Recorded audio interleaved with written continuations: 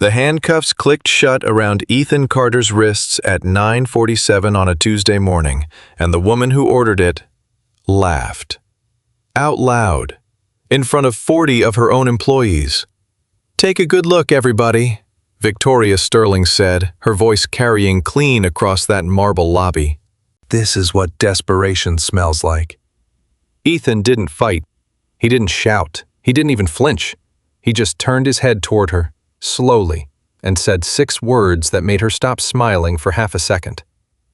"I'd like my one phone call." She let him have it. She thought it was funny.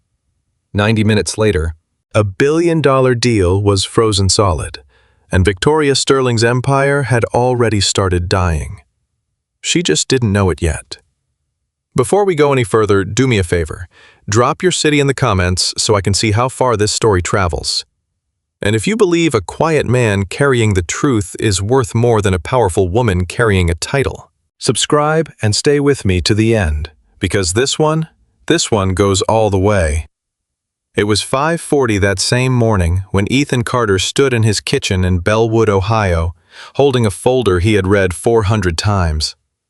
Bellwood. Population just under 12,000. The kind of town where everybody knows which diner has the best pie and which intersection has the busted stoplight the city never fixes. Behind him, his daughter Lily came padding down the hallway in sock feet. 13 years old, already suspicious of him. "You're wearing the jacket," she said. "It's a jacket. It's the jacket, the one you wore when you and Mom did the thing with the trucks." Ethan didn't answer right away. He poured coffee into a thermos that had lost its shine sometime around 2008 and set it on the counter. "Eat something before the bus," he said. "Dad." "Lily." She sat down on the arm of the couch and looked at him the way her mother used to. Steady, patient, immovable. "Are you in trouble?" "No." "Are you going to be in trouble?" He screwed the lid on the thermos. "I'm going to hand some paperwork to a company in Columbus. That's all." Paperwork. She let that sit a second. "Then why does your hand keep shaking?" He looked down. She was right. It was doing that thing again. The small tremor that had started 3 years ago in a hospital parking lot and never fully went away. "Because I haven't eaten," he said. "Liar. Eat your cereal." She got up, went to the counter, and stood next to him instead. She was almost to his shoulder now. That still surprised him every single morning. "Mom would have gone with you," Lily said quietly. Ethan let out a breath. "Yeah," he said. "He would have driven too. And she would have made me stop for gas station donuts." "So stop for donuts." "I don't have time for donuts, kid." "Then you don't have time to be scared," Lily said, and she went to get her backpack. Ethan Carter stood in his kitchen for a solid 10 seconds with his eyes closed. Because his 13-year-old had just said the truest thing anybody had said to him in a year. The drive was 2 hours and 11 minutes. He knew because he'd made it twice already, once to look at the building, once to sit in the parking garage and lose his nerve. Third time. That was the deal he'd made with himself. "Third time you walk in, Carter. Third time you hand it over and you're done." The folder rode in a backpack on the passenger seat, the same backpack he'd carried when he worked for the National Vehicle Safety Board, back when a man could call him at midnight and say, "Carter, we've got a bad one," and he'd be on a plane by 6. That was before Sarah, before the thing that took her in 9 weeks. Before he learned that a man can win every professional fight of his life and still lose the only one that matters. He'd walked away from all of it.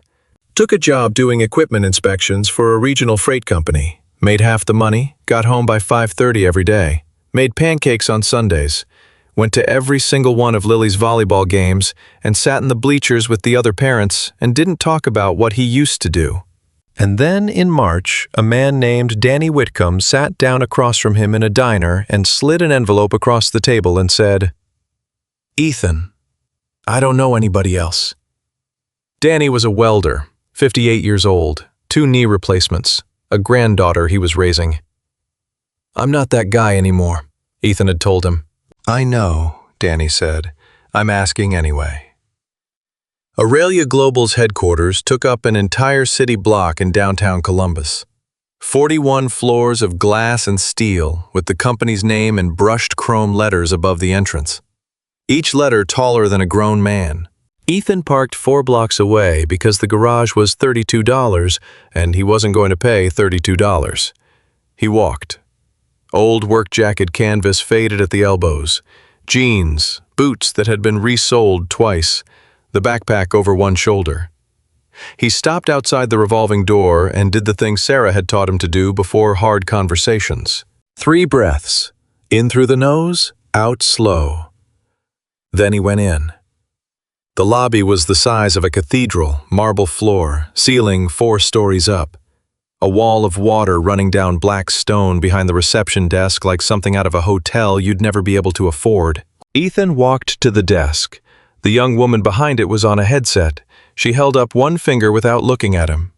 He waited. She finished her call. Then she started another one. He waited some more. 2 men in suits walked past him toward the elevators. One of them glanced at Ethan's boots and then looked away fast, the way people do. Finally, the receptionist looked up. Her name badge said Brittany. "Deliveries are on Grand Street," she said. "I'm not a delivery." "Oh," she adjusted her expression. "Do you have an appointment?" "No, ma'am. I need to submit documents to your compliance office." "Compliance is internal." "I understand that. There's a public submission requirement under Section 9 of your own federal contract. Any party can file a safety concern in writing, and your compliance officer has to log receipt within 24 hours. He set the folder on the counter. "I've got 2 copies. You keep one. You stamp the other. I go home." Brittany looked at the folder like it might be contagious. "Sir, I really can't accept documents from the public." "You legally can." "I'd have to check with somebody. I'll wait. I've got all day." She picked up the phone. She turned slightly away from him while she spoke into it, which Ethan noticed, because he'd spent 18 years noticing exactly that kind of thing. When she hung up, her voice had changed, cooler. "Someone's coming down." "Thank you." "You can wait over there." She pointed at a bench near the doors, the furthest possible point from the elevators. Ethan didn't move. "I'll stand here if that's all right." "Sir, I'm not causing a problem, ma'am. I'm just standing." The man who came down was maybe 35. Suit that fit the way suits fit people who have them tailored. He introduced himself as Preston from Corporate Affairs. He did not offer to shake hands. "I understand you have some concerns," Preston said. "I have documents." "Well, our concerns process runs through legal, so if you'll leave your contact information..." "That's not what the process is." Ethan opened the folder and turned it around so Preston could see the first page. Page 1 is your own compliance charter, paragraph 4. Read it. Preston did not look down at the page. "Sir, read it. It takes 11 seconds." "I don't need to read it." "Then you don't know what it says." Something flickered across Preston's face. Not anger. Something worse. The mild irritation of a man being inconvenienced. "What is this actually about?" Preston said. "Are you a former employee?" "No." "Are you represented by counsel?" "No." "Are you press?" "No." "Then honestly, sir, I'm not sure what you expect to happen here." "I expect a stamp on a piece of paper," Ethan said. "That's the whole thing. That's my entire request. One stamp." Preston smiled the way people smile when they've already decided the conversation is over. "I'll take the folder up and someone will be in touch." Ethan closed the folder and put his hand flat on top of it. "No, sir," he said.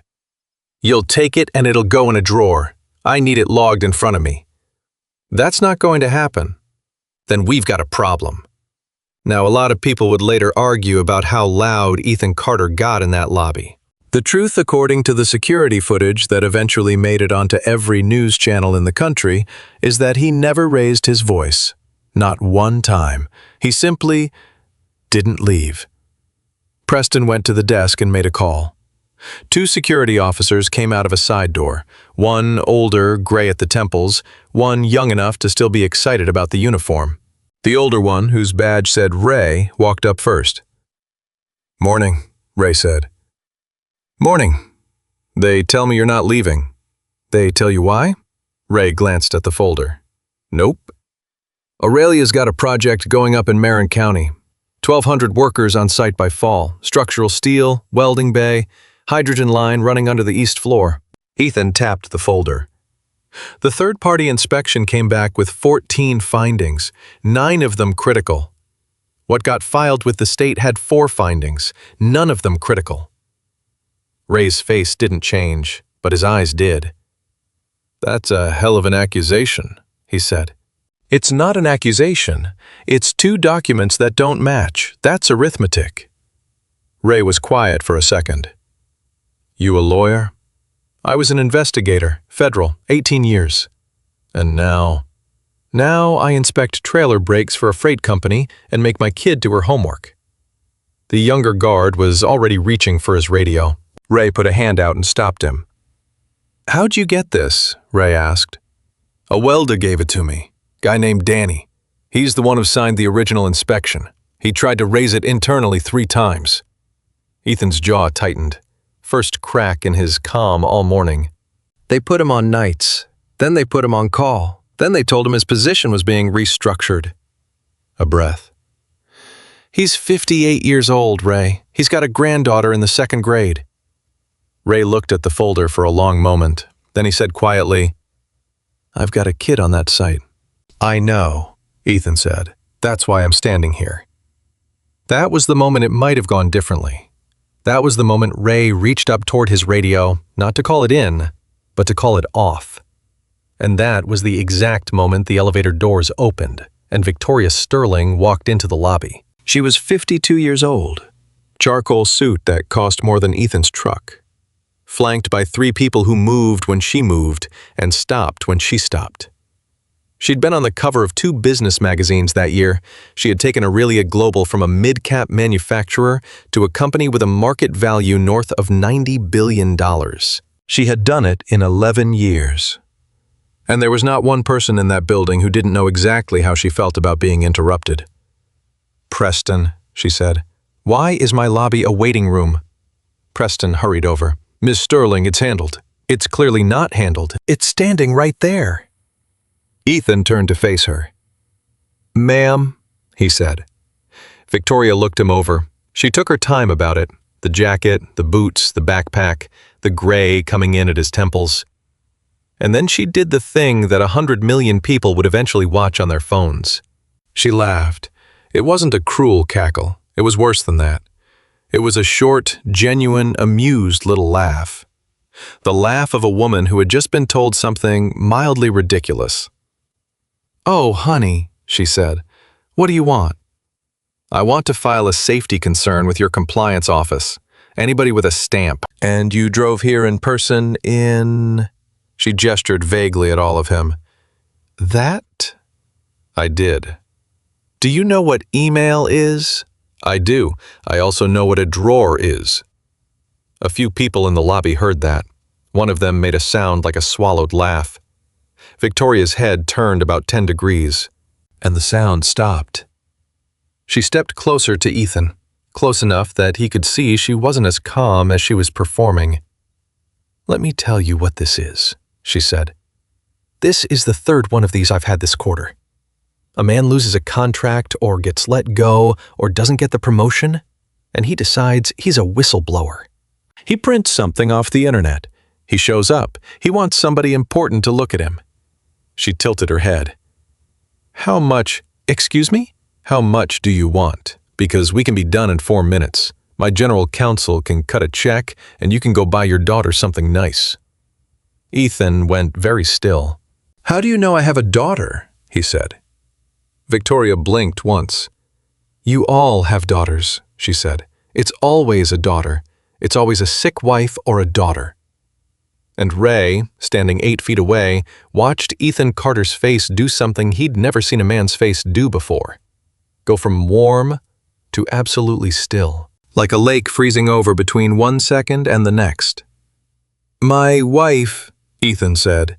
Died 3 years ago in March. The lobby got extremely quiet. Her name was Sarah. She was a second-grade teacher, and she'd have told me not to say that out loud to you because you didn't earn it. He picked up the folder. So let's go back to paperwork. There are 1,200 people going onto a job site in Marin County. 9 critical findings got erased between the inspector's report and the state filing. I'm not asking you to admit anything. I'm not asking for money. I'm asking one of your people to write down that I gave you this. He set it on the counter. That's it. Victoria held out her hand. Give it to me. I'll give you a copy when it's logged. Give it to me now. No, ma'am. Her hand stayed out for one more second. Then it dropped. Call the police, she said. Preston hesitated. Miss Sterling, there's cameras. Good. Let them film a trespasser being removed from private property. She turned back to Ethan. You had a chance to be smart. I've never been smart, Ethan said. Ask anybody. It took Columbus PD 11 minutes. In those 11 minutes, Ethan Carter did not move from the spot where he was standing. He held the folder against his chest with both hands. He looked at the floor. His lips moved once, and Ray was close enough to hear it. What he heard was, "It's just paperwork, Sarah." The lobby filled up. Word travels through an office building faster than a wildfire. People came out of the elevators and stood along the mezzanine railing, pretending to be walking somewhere. Phones came out. Nobody stopped them. Because Victoria was standing right there with her arms folded. And Victoria wanted them to see this. She wanted a story to travel through that building. She was going to get one, just not the story she was expecting. 2 officers came through the revolving door. The senior one, heavy-set, mustache, maybe 50, looked around that marble lobby and immediately looked tired. Who called? I did, Victoria said. This man is refusing to leave. The officer walked over to Ethan. Sir, you got ID? Ethan handed him his driver's license. The officer read it again, and something changed in his shoulders. Ethan Carter. He looked up. At a Bellwood. Yes, sir. NVSB. A pause. Long time ago, huh? Yeah. My brother-in-law drove a rig that had that steering column recall. 91,000 trucks. 94,000, Ethan said. But yeah, that was a lot of people. I just did the math on it. The officer looked over at Victoria, then back at Ethan, and Ethan could see him doing arithmetic of a very different kind. Sir, the officer said lower now, if you walk out that door right now, this is nothing. Nobody's charged, nobody's booked. You go home. I know. Then walk out the door.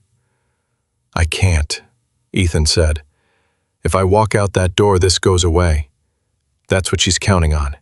And in about 6 months, somebody's going to get hurt on that site, and everybody's going to say nobody knew. He shook his head slowly. I knew. I'm the guy who knew. The officer stood there. Officer? Victoria called across the lobby. Is there a problem? The officer's jaw worked once. No, ma'am, he said, and then quietly to Ethan, I'm sorry about this. Don't be, Ethan said. You've got a job. Do it. He put his hands behind his back before they asked him to. The video that went viral was shot from the mezzanine 40 feet up, slightly shaky. It captures all of it in 81 seconds. It shows a man in an old canvas jacket putting his own wrists together behind his back. It shows the officer hesitating for almost 2 full seconds before closing the cuffs. It shows a folder falling out of the man's hand and papers sliding across black marble. It shows a woman in a charcoal suit watching, arms folded. And then it shows her laugh. That's the frame. That's the one that ended up on every screen in America. Victoria Sterling, head tipped back slightly, one hand rising to her mouth, laughing, while 40 of her own employees looked down from a balcony and did not laugh with her. Take a good look, everybody, she said. This is what desperation smells like. Somebody on the mezzanine said, Jesus Christ! Victoria's head snapped up. Who said that? Nobody answered. They walked Ethan toward the doors. Ray bent down and started gathering the scattered papers. The younger guard bent to help him, and Ray said, "Don't. I got it," and put every single page back in order himself. Ethan stopped walking about 10 feet from the exit. "Officer," he said, "can I make my phone call here? I'd like to make it here. It's one call. It'll take 90 seconds, and I'd like her to hear it." The officer looked at Victoria. Victoria smiled. She was in a wonderful mood. "Oh, let him," she said. "Please, I want to know who he thinks is coming." The officer took Ethan's phone out of his jacket pocket, held it up, and unlocked it with Ethan's face. "Who am I calling?" "Contacts. R. Reynolds." The officer scrolled. "Got it." "Speaker, if you don't mind." The officer hit the button, and in that enormous marble lobby, with 100 people watching from the balconies and the floor, a phone rang out loud. Once. Twice. Victoria said, to no one in particular, "This is the best morning I've had in a year." 3 times. Then a woman's voice came through, crisp, unhurried, and it filled the entire lobby. "Reynolds." "Maya," Ethan said. "It's Carter." A pause, about 1 second long, then the voice said, "Ethan Carter." "Yeah, it's been 5 years. I know you said, and I'm quoting you, Maya, 'Don't ever call me again about work.' I remember. So why am I hearing your voice at 10 in the morning?" Ethan took a breath. "Because I'm standing in the lobby of Aurelia Global," he said, "in handcuffs, and I need you to open a file." The lobby did not make a sound. And then Maya Reynolds' voice came back, and it was different. Every person in that room heard it change. It got flat, fast, and very, very awake. "Say that again." "Aurelia Global, Corporate Headquarters, Columbus. I attempted to submit a documented safety disclosure under a federal contract compliance clause. They refused receipt. I was denied a logging officer. I've been arrested for trespass on the premises. Are you being recorded right now? There are approximately 60 cell phones pointed at me." "Good." A beat. "Ethan, listen to me carefully. Are you filing as a private citizen, or are you filing under continuing protection?" Ethan's eyes came up slowly, and for the first time all morning they found Victoria Sterling's face. "Continuing protection," he said. "Under the Whitcomb-Carter provision." "Yes, ma'am." "You understand what that does?" "I do. Once I log this, I can't unlog it. It goes out automatically. Every institutional holder, every underwriter, every federal counterparty on their active contracts, inside the hour." "I understand." A pause. "Ethan," Maya's voice softened just slightly. "You swore you were done." Ethan looked at the officer holding his phone. He looked at Ray standing there holding a folder of papers like it was something breakable. He looked up at the balconies full of people who worked in that building and had families and mortgages and no idea what was sitting in the ground under the Marin County site. "I've got a welder named Danny Whitcomb who can't get anybody to answer his emails," Ethan said. "So, no, ma'am. I guess I'm not done." The sound of typing, very fast typing. "Give me your case number from 21. 4491 Delta. More typing. "Okay," Maya said. "It's open." "Ethan, I'm going to need everything you have." "Ray's got it." "Who's Ray?" "Security officer, gray hair, he's holding the folder." A pause on the line, and then Maya Reynolds said very clearly, loud enough that the marble carried it into every corner of that lobby, "Ray, if you can hear me, my name is Maya Reynolds. I'm former chief investigator for federal contract compliance, and as of 90 seconds ago, those documents are part of an open federal file. If they leave your hands and go anywhere except to me, that is obstruction." "Do you understand what I'm telling you?" Ray did not look at Victoria. He looked straight ahead, and he said, "Yes, ma'am, I understand." Victoria Sterling stepped forward. "This is a stunt," she said. "This is theater. Preston, get legal down here." "Ms. Sterling," Maya's voice came out of the phone, almost pleasant. "Is that you?" Victoria stopped. "I recognize your voice from the Senate hearing," Maya said. "You did very well. I want you to hear something. Because in about 4 minutes, you're going to be extremely busy and you won't have time to listen to anybody. I have no interest in... In 2021, that man in your lobby closed an investigation that cost a manufacturer $11 billion and saved somewhere between 300 and 400 lives. Nobody knows his name. He wanted it that way. When he retired, the agency wrote him a permanent continuing disclosure protection so that if he ever picked the phone back up, we would never have to start from zero. A pause. Ms. Sterling, he has never used it, not once, in 5 years. Victoria said nothing. I used it today, Maya said. On you. The officer put the phone down. Nobody in that lobby moved. Ethan Carter stood there with steel on his wrists and looked at the woman who owned the building. And he didn't look angry. And he didn't look triumphant. And that was somehow the worst part.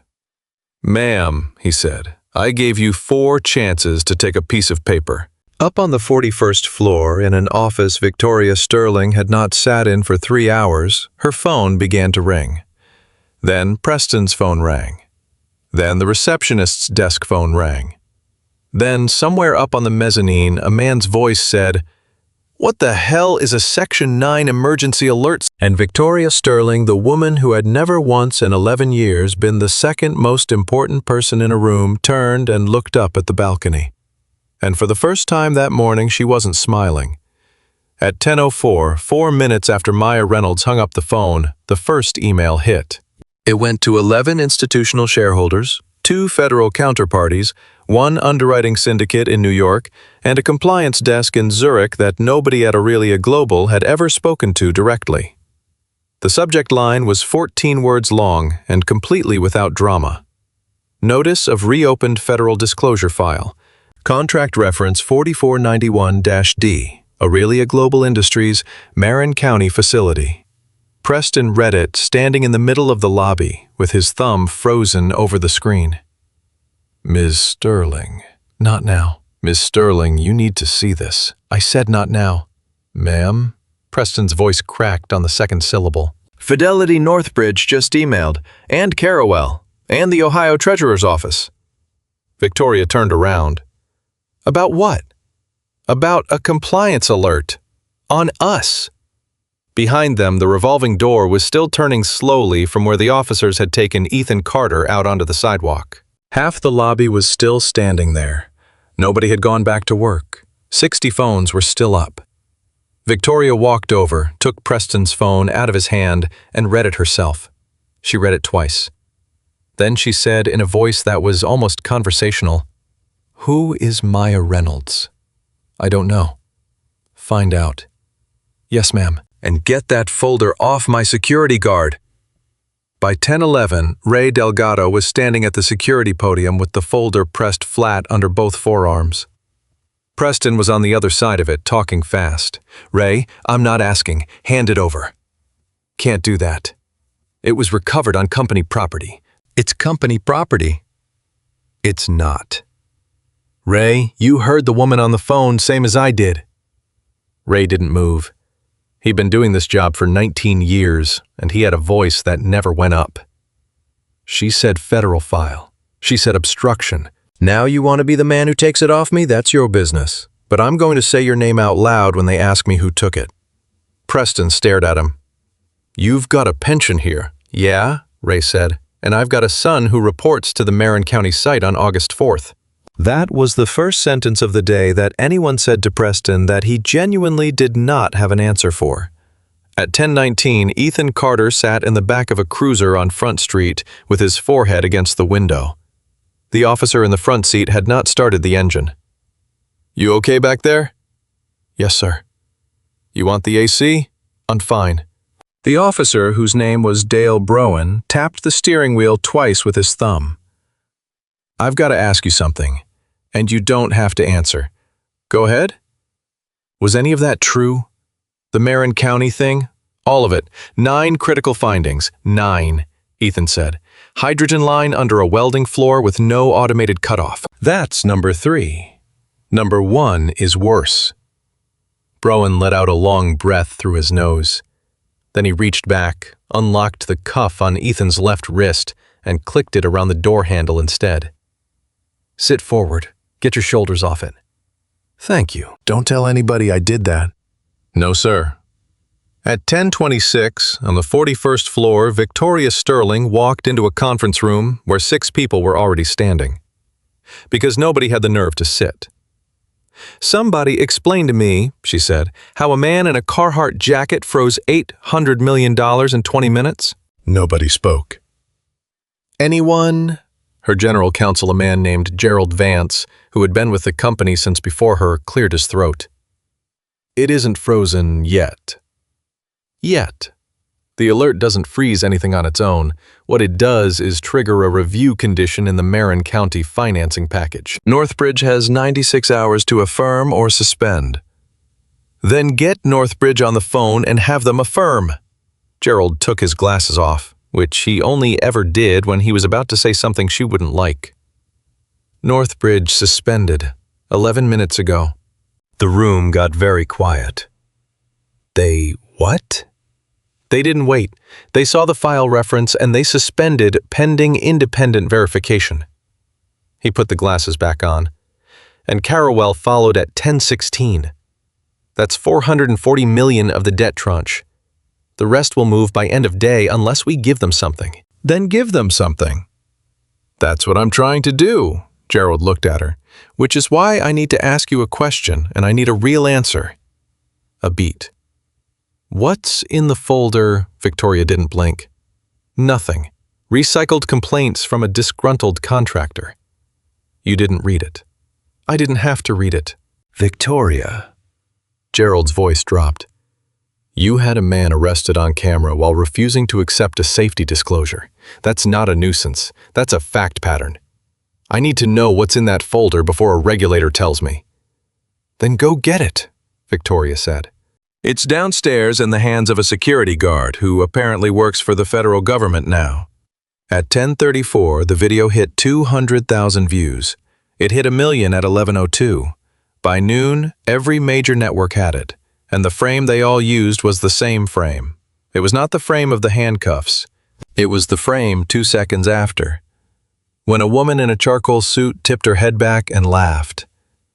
At 10:41, Claire Donovan, chief financial officer of Aurelia Global, was in a car on the way back from the airport when her phone rang for the 9th time in 6 minutes. She answered the 9th one because it was her deputy. "Claire, are you seeing this?" "I'm seeing 40 missed calls. That's what I'm seeing." "Northbridge suspended." Claire sat up straight. "Say that again?" "Northbridge suspended on Marin County. Compliance trigger. There's a federal file open on the site inspections." "That's impossible. We cleared the state filing in April. I signed the certification myself." A pause on the line. "Yeah," her deputy said. "That's kind of the thing." Claire Donovan was 54 years old. She had signed exactly one document in her career that she had ever lost sleep over. And it had not been this one. She had signed the Marin County compliance certification on the 11th of April at 4 in the afternoon on the strength of a summary memo that said 4 findings, none critical. "Pull the source inspection," she said. "I tried. The vendor file's locked to operations." "Then unlock it." "I don't have rights." "I do." Claire leaned forward toward the driver. "Take me to the office, not the house, the office." At 10:52, Maya Reynolds was standing in a rented office in Alexandria, Virginia, with 3 laptops open and a cold cup of coffee, saying into a headset, "No, I don't want to comment. I want the transmitter log. The transmitter log tells me who touched the document between the vendor and the state. That's it. That's the whole request." Whoever was on the other end said something. "I understand it's a lot of records," Maya said. "It's also a hydrogen line under a welding floor, so I'd say we're about even on inconvenience." She hung up and immediately dialed again. "Danny Whitcomb? My name is Maya Reynolds. I got your number from Ethan Carter?" A long pause on the line. "Is he all right?" Danny said. "He's in a squad car." "Oh, God." "Mr. Whitcomb, I need you to listen to me. Are you somewhere you can talk? I'm in my truck, outside of Kroger." "Good. Stay there. Do you have the original vendor report? Not the copy you gave Ethan, the original, with the vendor's signature block. Danny didn't answer. Mr. Whitcomb, I've got something better, Danny said quietly. I've got the email where they told me to change it. Maya put her hand flat on the desk. Say that one more time. March 19th. From the site director. He wrote it out. He said, and I can read it to you word for word because I've read it about 1,000 times. He said, Dan, we need the finding count under 5 for the state package. Consolidate items 3 through 11 into a single observation and downgrade severity. This comes from above me. You have that in writing? I've got it printed, and I've got it in a Yahoo email account my son set up for me in 2009, and I never deleted anything in my whole life. Maya closed her eyes for 1 second. Mr. Whitcomb, she said, do not go to work today. Do not answer your work phone. Do not talk to anyone from Aurelia. I'm going to send you a name and an address, and I want you to drive there and hand that email to a human being. Am I in trouble? No, sir, Maya said. You're the reason 1,200 people aren't. At 11:15, Victoria Sterling did the thing that Gerald Vance begged her not to do. She went downstairs, walked past 40 employees who had not gone back to their desks, stopped in the middle of the lobby, and gave an unscheduled statement to 2 reporters who had shown up outside. This morning, a man refused to leave private property and was removed by Columbus police. That's all that happened. He's a former federal employee with a history of pursuing companies for personal profit. He has been shopping these allegations for months.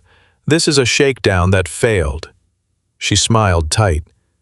Aurelia Global stands behind every inspection at every one of our facilities. We're going to keep building. That's it. One of the reporters said, Ma'am, did you accept the documents he was trying to file? There were no documents. There was a folder. Did you look in the folder? I'm not going to dignify that. Ma'am, one more. Do you know that the video of you laughing has 4 million views? Victoria's expression did not change, but she stopped talking, and she turned, and she walked back inside. And Preston later said that the sound of her heels crossing that marble was the loudest thing he had ever heard in his life. At 11:31, a woman on the 12th floor named Renata Osai, who had worked in Aurelia's internal audit group for 6 years and had never once spoken to an executive, sent a message on the company chat to a coworker. She wrote, I pulled the Moran vendor file in March for a QA sample. I saved a copy to my drive. It's got 14 findings on it. Her coworker wrote back, delete that. Renata wrote, I already screenshotted it. Renata, delete it. Renata sat there for 90 seconds looking at the screen. Then she opened a new email, typed her own personal address in the to field, attached the file, and sent it to herself. Then she got up and went to the bathroom and stood at the sink for a while with her hands shaking. At 11:48, Ethan Carter was released without charges. Nobody explained it to him. A sergeant came out, handed him his belt and his wallet and his phone, and said, Complainant declined to sign. She declined. Legal declined for her. The sergeant almost smiled. You want my advice, Mr. Carter? Get a lawyer before dark. I don't have money for a lawyer. Sir, the sergeant said, after this morning, I don't think that's going to be your problem. Ethan walked out onto the sidewalk into daylight and stood there for a second, because he genuinely did not know which direction his truck was in. Then his phone rang in his hand, and the screen said, Lily, school. And his stomach dropped straight through the concrete. This is Ethan Carter. Mr. Carter, this is Peggy at the front office at Bellwood Middle. Everything's fine, honey. Nobody's hurt. What happened? Lily's here in the office. She's okay. She's just, well, Peggy lowered her voice. Some of the kids were showing a video, and she got upset, and she got up and left class. She's sitting here with me now. Can I talk to her? There was a rustle, then his daughter's voice, very small and very angry, both at the same time. Dad. Hey, kid. They handcuffed you? Yeah. In front of everybody? Yeah. You said it was paperwork. It was paperwork, Ethan said. That's the part that made her mad. Lily made a sound that was half a laugh and half something else. Ashley Vera's mom works at a bank, and Ashley said you're a criminal. What'd you say? I said her mom's bank got fined for money laundering in 2019. Ethan stopped walking on the sidewalk in downtown Columbus and put his hand over his eyes. Lily. It's true. I looked it up at lunch. You are so much like your mother. It scares me. Are you coming home? I'm coming home, kid. Her voice changed, got younger. Are we going to be okay? And Ethan Carter, standing outside a police station with a dead battery warning on his screen, said the only honest thing he had. I don't know yet, he said, but I'm not sorry. At 12:20, Claire Donovan got into the vendor file. It took her 4 minutes. With her own credentials and an override, she had authority to use and had never used. She opened the original PDF from the third-party inspection firm Holloway Structural, dated March 11th. 14 findings, 9 flagged critical. She scrolled to page 31 and found the one Ethan had described in the lobby, the one Ray had heard him say out loud. And she read it 3 times. Then she opened the state filing, the one with her name on it, the one she had certified on April 11th. 4 findings, 0 critical.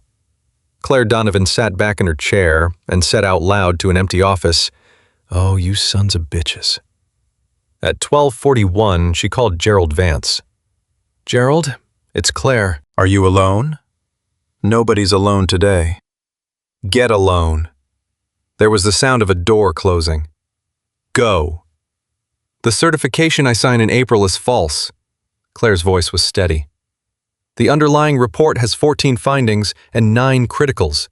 The summary memo I was given had 4 and 0. Somebody consolidated them and downgraded severity between the vendor and my desk." Gerald didn't say anything for a long moment. "Who prepared the summary memo?"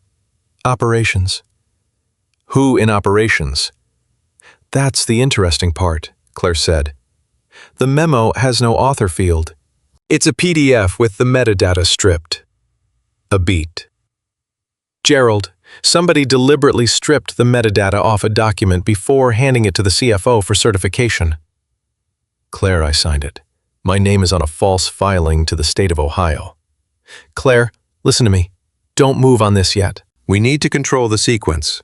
If you self-report before we understand the exposure, you hand a prosecutor a roadmap." Claire laughed once, and there was nothing funny in it. "Gerald, 1,200 people go on that floor in August. I understand that. Do you know? Because this morning our CEO had a man arrested for trying to hand us the thing I just found on my own server, and she laughed while it happened.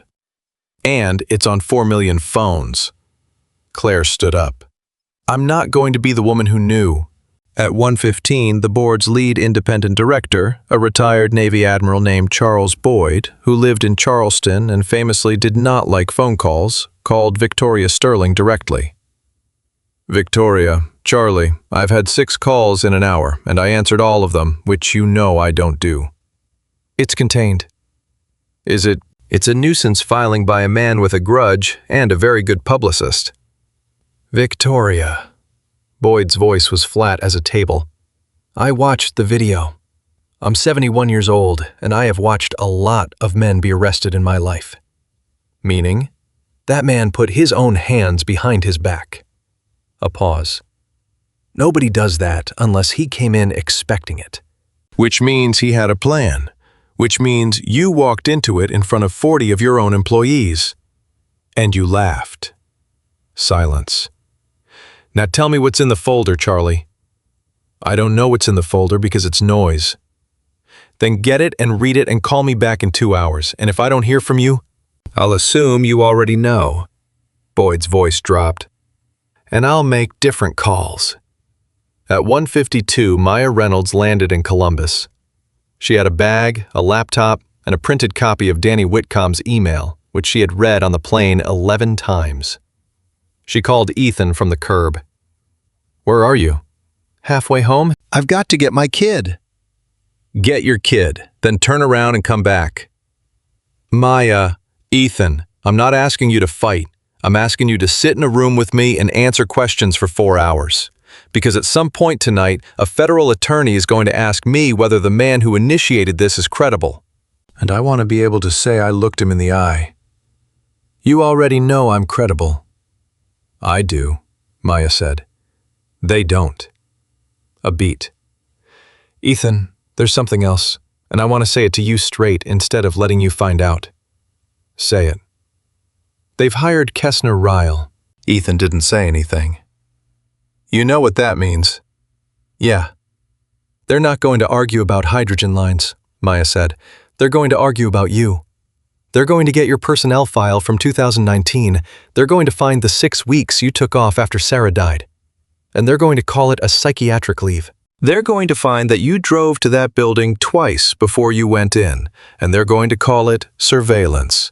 They're going to put your daughter's name in a deposition to see if it makes you flinch. Let them put her name in it. Ethan, they can say whatever they want about me, Ethan said. I stopped caring what people said about me in a hospital hallway 3 years ago. There's not a lawyer alive who can hurt me worse than a Tuesday in March. There was a silence on the line. All right, Maya said quietly. Come back tonight. At 2:30, Victoria Sterling finally read the folder. Preston had gotten it not from Ray, but the way things actually happen in corporations, which is to say a lawyer called a lawyer, and an agreement was signed, and a scanned copy was produced under a preservation letter, with Ray standing right there, watching it happen page by page. Victoria read it alone in her office with the door shut. She read for 18 minutes. At 2:48, she came out and said to her assistant, "Get me Marcus Hale." Marcus Hale was the Marin County site director, the man whose name was on the email. He came up at 3:20. Marcus, sit down. Victoria, before you start, I want to say I think this is completely blown out of sit. He sat.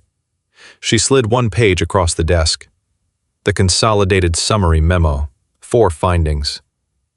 Did you prepare this? My team did. Did you prepare it? Marcus's throat moved. I approved it. On the 11th of April, you sent this to Claire Donovan for certification.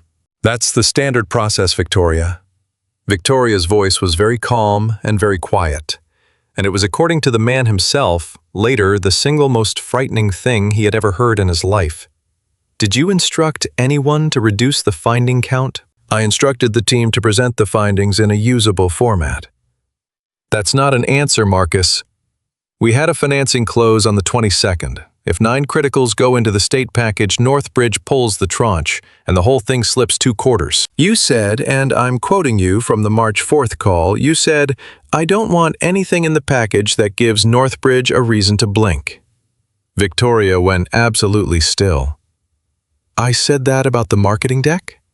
You said it about the package. I said it about the deck, Marcus. Well, Marcus Hale said, and his hands were shaking on his knees. That's not how I heard it. And that was the moment Victoria Sterling understood for the first time all day that she was not managing a scandal, she was standing inside one. At 3:41, she picked up her phone and called Gerald Vance and said 4 words she had never said in 11 years. Gerald, I need help. At 4:15, Claire Donovan walked into Victoria's office without knocking. I want to talk to you before I do something. Claire, I know what you're in the middle of. I'm the one who found it. Victoria looked up. Say that again. The certification I signed in April was based on a doctored summary. The original vendor report has 14 findings and 9 criticals. Somebody stripped the metadata off the memo before it came to me. Claire stayed standing. Victoria, I've got a name on my signature line, and I'm going to fix it. I'm telling you as a courtesy, not as a request. Fix it how? I'm going to file a corrective certification with the state tomorrow morning at 9, and I'm going to inform the audit committee tonight. You'll destroy the financing. The financing is already gone. You'll destroy the company. No, Claire said. You did that at 9:47 this morning when you laughed. Victoria stood up so fast, her chair rolled back into the window. Don't you dare. I watched it 14 times, Claire said. Her voice never rose. Do you know what I kept looking at? not you. The balcony. 40 of our people looking down, and not one of them laughed with you. Not one, Victoria. That's the part you should be afraid of. She picked up her folder. Claire, I've worked for you for 9 years, and I have defended you in rooms where it cost me. You are the smartest person I've ever met. Claire walked to the door. And this morning a man came to our door with the truth in his hands, and you had him put in handcuffs because his jacket was old. Claire, wait. Claire stopped. Victoria stood there in her own office, and for a full 5 seconds could not produce a sentence. Finally, she said, "What was his name?" Claire turned around slowly. "You still don't know his name?" Claire, what was his name? Ethan Carter, Claire said. And Victoria, before you say another word, you should probably know. He's the man who did the steering column recall in 2021. She let that sit. The one your father's company was a supplier on. That recall is the reason we got the Moran County contract in the first place, because the primary bidder went under. Victoria did not move. He built the ground you're standing on, Claire said. And you had him arrested on it. At 5:03, Renata Osai from Internal Audit sent her screenshotted vendor file to a reporter at the Columbus Dispatch. Then she sat in her car in the parking garage for 20 minutes, and then drove home and told her husband she thought she might have just ended her career. At 5:48, Danny Whitcomb handed a printed email to a woman named Maya Reynolds in the lobby of a Hampton Inn, and Maya read it standing up. And then she sat down on a luggage cart, because her legs went out from under her. Mr. Whitcomb. Yes, ma'am. Do you understand what this is? It's an email. It's a written instruction from a site director to downgrade 9 critical safety findings ahead of a financing close. Maya's voice was very steady. Mr. Whitcomb, in 22 years, I have never had one of these handed to me. Not once. People delete these. Danny took his hat off and turned it around in his hands. I'm not smart about computers, he said. I just never throw anything away. At 6:15, Ethan Carter pulled into his driveway in Bellwood, and there were 2 news vans on his street, and a woman with a microphone walking up his lawn before he could get the door open. Mr. Carter, do you have a comment on Aurelia Global calling you a professional litigant? No, ma'am. Mr. Carter, 4 million people have watched you get arrested this morning. Anything you want to say to them? Ethan stopped with his hand on the truck door. He looked at the camera for a second, then past it, at his own front window, where a 13-year-old girl was standing with the curtain pulled back, watching her father come home. Yeah, he said. One thing. The reporter leaned in. Somebody at that company knew, Ethan said. Not the CEO. I don't know what she knew. But somebody in that building took 9 critical safety findings and turned them into 4. And they did it on purpose. And they wrote it down somewhere, because people always write it down. He opened his truck door. So, to whoever that is, you've got about a day. After that, it stops being your decision. He went inside and closed the door. At 6:22, in an office on the 41st floor, a phone buzzed on a desk where nobody was sitting. And Marcus Hale, alone in his car in the parking garage 6 floors below, opened his laptop, logged into his work email, and started scrolling backward through March, looking for one message, hoping it was gone. At 6:24, he found it. It was not gone. At 6:31, his hand shaking so badly he had to type his password 3 times. Marcus Hale forwarded that email to his personal account, then to his brother-in-law, then closed the laptop, and sat in the dark of that parking garage with his forehead on the steering wheel, whispering the same 3 words over and over. She said it. She said it. She said it. At 6:31 that evening, while Marcus Hale sat in a parking garage whispering into his own steering wheel, Maya Reynolds was 3 miles away in a hotel conference room she had rented with a personal credit card. 11 documents laid out in a row across a folding table. Ethan came in at 7:15 with his daughter. Maya looked up. You brought her? There were 2 news vans on my street, Ethan said. I wasn't leaving her with a neighbor so somebody could put a camera in her face. "Hi," Lily said. Maya took off her glasses. "You're Lily." "Yes, ma'am." "Your dad talked about you 5 years ago. You were 8 and you had a broken arm and you were furious about it. I fell off a dugout. He told me. He said you were mad at the dugout." Maya pointed at a chair in the corner. "Sit there. Do your homework. Don't listen." "I'm going to listen." "I know you are," Maya said. "I just have to say it." They worked for 2 hours and 40 minutes. Maya asked Ethan the same question 11 different ways, and Ethan answered it 11 times the same, and at 9:50, she finally sat back. "Okay." "Okay what?" "Okay, you're going to survive a deposition." She rubbed her eyes. "Ethan, I need to prepare you for tomorrow." "What's tomorrow?" "Claire Donovan files a corrective certification with the state at 9 in the morning." Ethan set down his coffee. "Who?" "Their CFO. She found the doctored memo on her own this afternoon, and she's putting her name on the correction." Maya almost smiled. "Which means by 10 o'clock, Aurelia Global will have formally told the state of Ohio that its own April filing was false. That's not a lawsuit anymore. That's a criminal referral waiting for somebody to sign it." "Then it's over." "It's not over."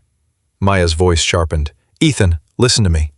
A false filing gets you a fine and a consent decree. It gets a site director indicted. It does not touch a CEO, and it does not stop that building from opening in August. Because right now the entire fight is about whether anybody at the top knew." She tapped the table twice. "Everything comes down to one question. Did Victoria Sterling know there were 9 criticals before that state package went out? Does she?" "I don't know," Maya said.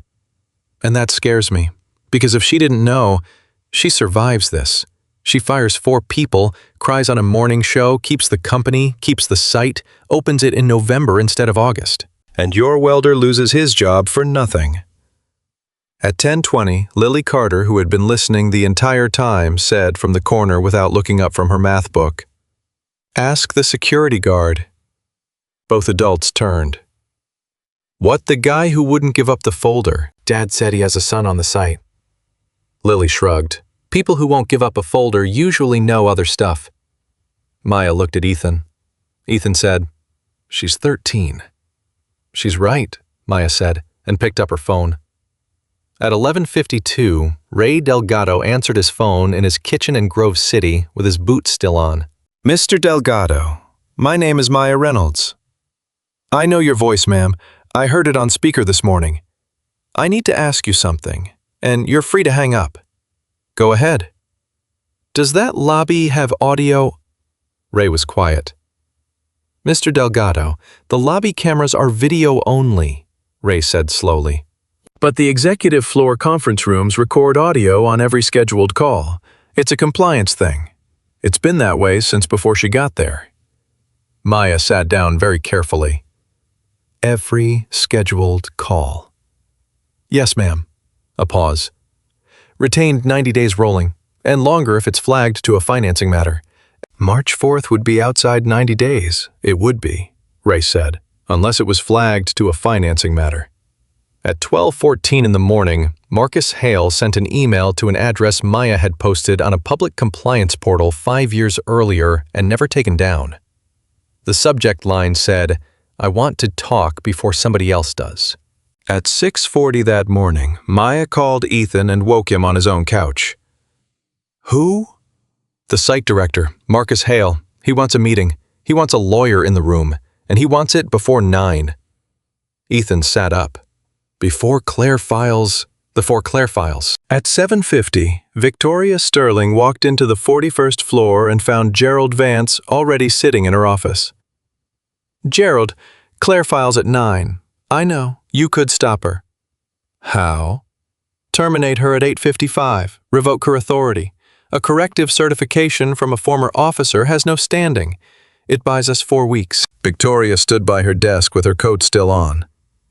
"You're telling me to fire my CFO for correcting a false filing? I'm telling you what's available. You asked me for help yesterday, that's help." "Gerald." She set her bag down. Do you think I knew? Gerald Vance took his glasses off. I think, he said, that you have never once in 9 years asked a question you didn't want the answer to. And I think a jury can be made to understand the difference between not knowing and not asking. But I've never seen one bother. At 8:55, Victoria did not fire Claire Donating. At 9:04, the corrective certification hit the Ohio Department of Commerce, and by 9:40 the Columbus Dispatch had it, alongside Renata Osai's screenshot, alongside the 14-finding vendor report, alongside a photograph of a man in an old canvas jacket putting his own hands behind his back. The stock opened down 9%. By 10:15 it was down 22%. At 10:40, Admiral Charles Boyd called an emergency session of the Aurelia Global Board of Directors to be held at 4 o'clock that afternoon, in person, in Columbus, and told his assistant to book 8 flights. At 11, Victoria Sterling's assistant knocked on her door. There's a call for you, and I think you should take it. From who? A woman named Maya Reynolds. Victoria looked at the phone for a long moment, then she picked it up. This is Sterling. Miss Sterling, I'd like to arrange a meeting between you and Ethan Carter. Absolutely not. He doesn't want it either, Maya said. For the record, he said, and I'm quoting him, I've got nothing to say to that woman that a document doesn't say better. I'm the one asking. Why? Because I've been doing this for 22 years. And I've watched 11 companies go through what's happening to you right now. And there's a moment in every one of them where the person at the top decides whether they're going to be a defendant or a witness. A pause. That moment is today, Ms. Sterling. It's not tomorrow. Victoria's hand was flat on her desk. Where? She said. At 1:20 that afternoon, Ethan Carter walked back into the lobby of Aurelia Global for the second time in 26 hours. Nobody stopped him. That was the part he wasn't ready for. Nobody stopped him. And the receptionist, Brittany, stood up when he came through the door. And she didn't say anything, and her eyes were red, and she just stood there behind that desk like a soldier. Ray Delgado met him at the elevator. Mr. Carter. Ray, you didn't have to say my name to that federal woman yesterday. You were holding the folder. I was holding the folder. I've been holding folders in this building for 19 years, Ray said. That's the first time anybody said my name out loud in one. The elevator opened. Ray put his hand on the door and did not step in. 41st floor, conference room C. He hesitated. Mr. Carter, a beat. Whatever she offers you, Ray. My boy reports August 4th. I know, Ethan said. Nobody's reporting anywhere on the 4th. At 1:31, Victoria Sterling and Ethan Carter sat across a table from each other for the first time. Gerald Vance was there. Maya Reynolds was there. Nobody else. Victoria spoke first. I'm told I should apologize. You're not going to, Ethan said. So let's not spend 20 minutes on it. Gerald slid a folder across the table. It was, Ethan noticed, almost exactly the size of the one he had carried in the day before. Mr. Carter, what's in front of you is a settlement and mutual release. The number is $11 million, paid in 3 tranches over 18 months, no admission of liability, a non-disparagement clause, and a non-disclosure provision covering the underlying documents. Ethan didn't touch it. How long is the non-disclosure? Perpetual. So I take $11 million and never say the words hydrogen line again, as long as I live. That's a colorful way to put it. Is it inaccurate? Gerald didn't answer. Ethan turned the folder around with one finger and pushed it back across the table. No, thank you. Victoria leaned forward. Mr. Carter, I don't think you understand what's being offered. $11 million after tax, that is generational money. That's your daughter's college, her graduate school, her house, her children's college. You will never fill out a form about money again in your life. I understand what it is, then explain it to me, Victoria said. And there was something raw underneath her voice for the first time. Because I have made 240 offers in 11 years. And I have never once had a man in your position say no. And I would genuinely like to understand what it is you think you're buying with this. Ethan sat back. You want the real answer? I want the real answer. There's a welder named Danny Whitcomb, Ethan said, 58 years old. He signed the original inspection. He raised it 3 times inside your company and got moved to nights and then to on-call and then got told his position was restructured. He raises a granddaughter. His wife has diabetes and the insurance was through your company. He put both hands flat on the table. Ma'am, Danny Whitcomb doesn't have a lawyer. He doesn't have a publicist. He doesn't have a private meeting with a CEO on the 41st floor. Nobody is going to offer that man $11 million because nobody has to. He shook his head slowly. So this is about him. It's about the 1,200 people behind him, Ethan said. They've got exactly one thing going for them, and it isn't money, and it isn't lawyers, and it sure isn't luck. It's that somebody who saw the paperwork was willing to say what was in it out loud. He shook his head. The second I take your money, they've got nothing. That's what your $11 million actually buys, Miss Sterling. It buys their one thing. Nobody in the room said anything for a while. Then Victoria said quietly, 25 million. No. 40, ma'am. Name it, Victoria said, and her voice cracked on it, and everyone at that table heard it crack. Name a number. I'm serious. There is a number. There isn't. There is always a number. Not for this, Ethan said. And I think that's the part that's actually frightening you. And I don't say that to be cruel. I think you've spent 11 years believing everybody has a price because everybody you've ever met has had one. And if I've got one too, then this is just a bad quarter. He stood up. But I don't, so it isn't. At 1:52, Victoria Sterling stopped negotiating and started threatening. Sit down, Mr. Carter. I'm done. Sit down. He didn't sit, but he stopped. Kessner Ryle has been on this since yesterday at noon, Victoria said. Do you know what they found in 19 hours? They found that you took 6 weeks of unpaid leave in 2019 and that the paperwork went through occupational health. They found 2 visits to this building before you came inside.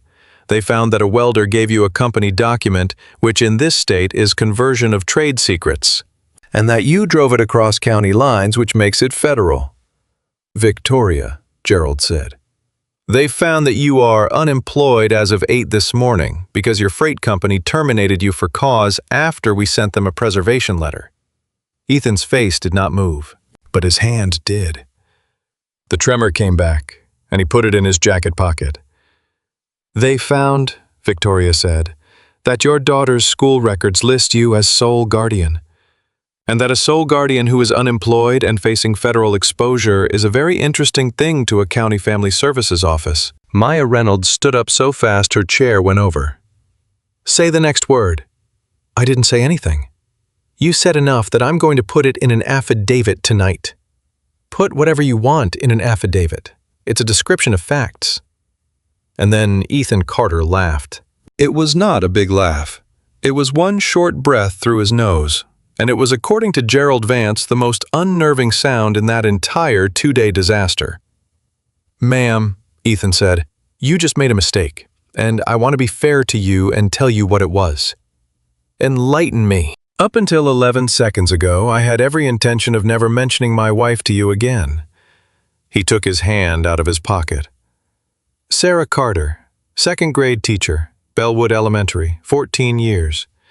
She died on March 19, 2023. She was 40 years old. And in the last 9 weeks of her life, I sat in a chair by a bed and I promised her one thing. He looked at Victoria Sterling. One. Because that's all I could think of to give her. I promised her I'd raise Lily to be somebody who does the right thing when it costs. He picked up his backpack. You threatened me with family services, man. I've already lost the thing you can't threaten me with. There's nothing left on the shelf. He walked to the door. At 1:59, with his hand on the handle, Ethan Carter turned around. One more thing, then I'm gone. Say it. You keep asking everybody in this building whether you knew. I've heard it 3 times through 3 different people since yesterday. Did Victoria know? He looked at her. Ma'am, I don't have to prove you knew. Then you don't have a case. I have to prove you didn't want to. Victoria went still.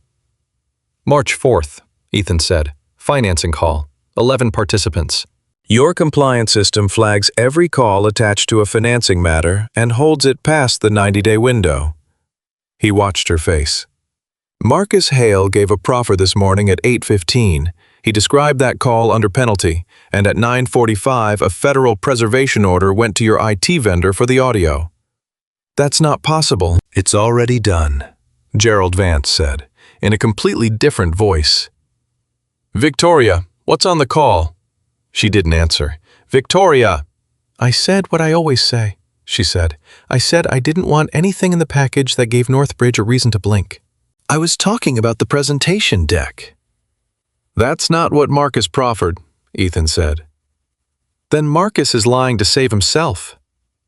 Maybe he is. That's what the audio's for.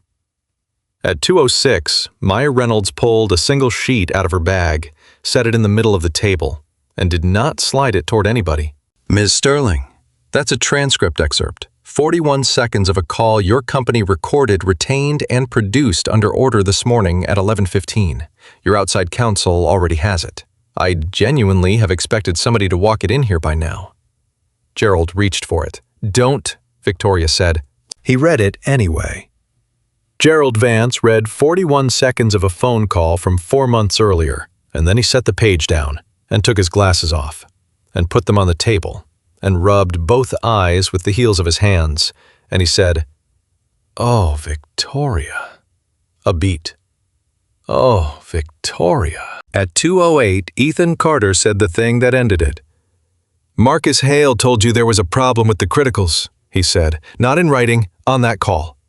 He said, quote, we've got a count issue on the criticals and it's going to be ugly for the package. Ethan's voice was very quiet. And you said, Marcus, I don't want to know. Get it where it needs to be and I don't want to know. The room did not make a sound. That's the whole thing, Ethan said. That's all of it. 6 words. I don't want to know. He shouldered his backpack.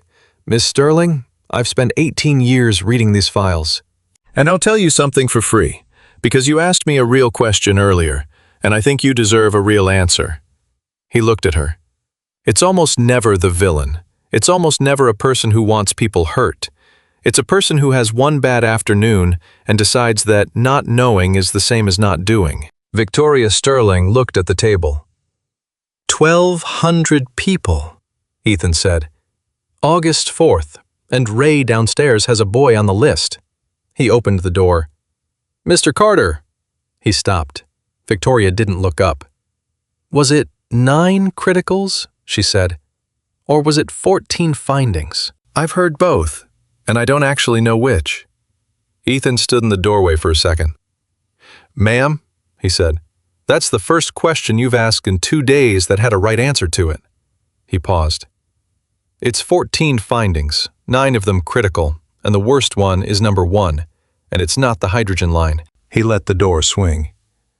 It's the roof loading over Bay 3. If that goes, it goes on a shift change. Then he left. At 2:41, Claire Donovan called an emergency meeting of the audit committee and released the complete internal audit file to all 11 board members, unredacted, including the metadata report showing that the author field on the April summary memo had been stripped on the 10th of April at 6:52 in the evening from a workstation registered to the Marin County site office. At 3:10, Renata Osai was called to the 12th floor, told to bring her laptop. She rode the elevator up with her whole career in her hands, and Claire Donovan met her at the door and said, Miss Osai, I'm going to ask you to say out loud what you did, and then I'm going to ask you to say it again to 11 people in a room. And I want you to know before you decide that I will not let anything happen to you, Renata said. I sent it to a reporter. I know you did. Am I fired? You're promoted, Claire said. Effective when I can get somebody to sign it. Come on. At 3:32, Ethan Carter got a phone call in a parking garage. Mr. Carter, this is Dale Broen, Columbus PD. I put you in a car yesterday. I remember, officer. I just wanted to tell you something, and then I'm going to hang up because I'm not supposed to be calling you. Broen cleared his throat. My sergeant pulled the body cam and the lobby footage for the report, and there's a piece at the end that nobody's seen, because the phones on the balcony were all pointed at you.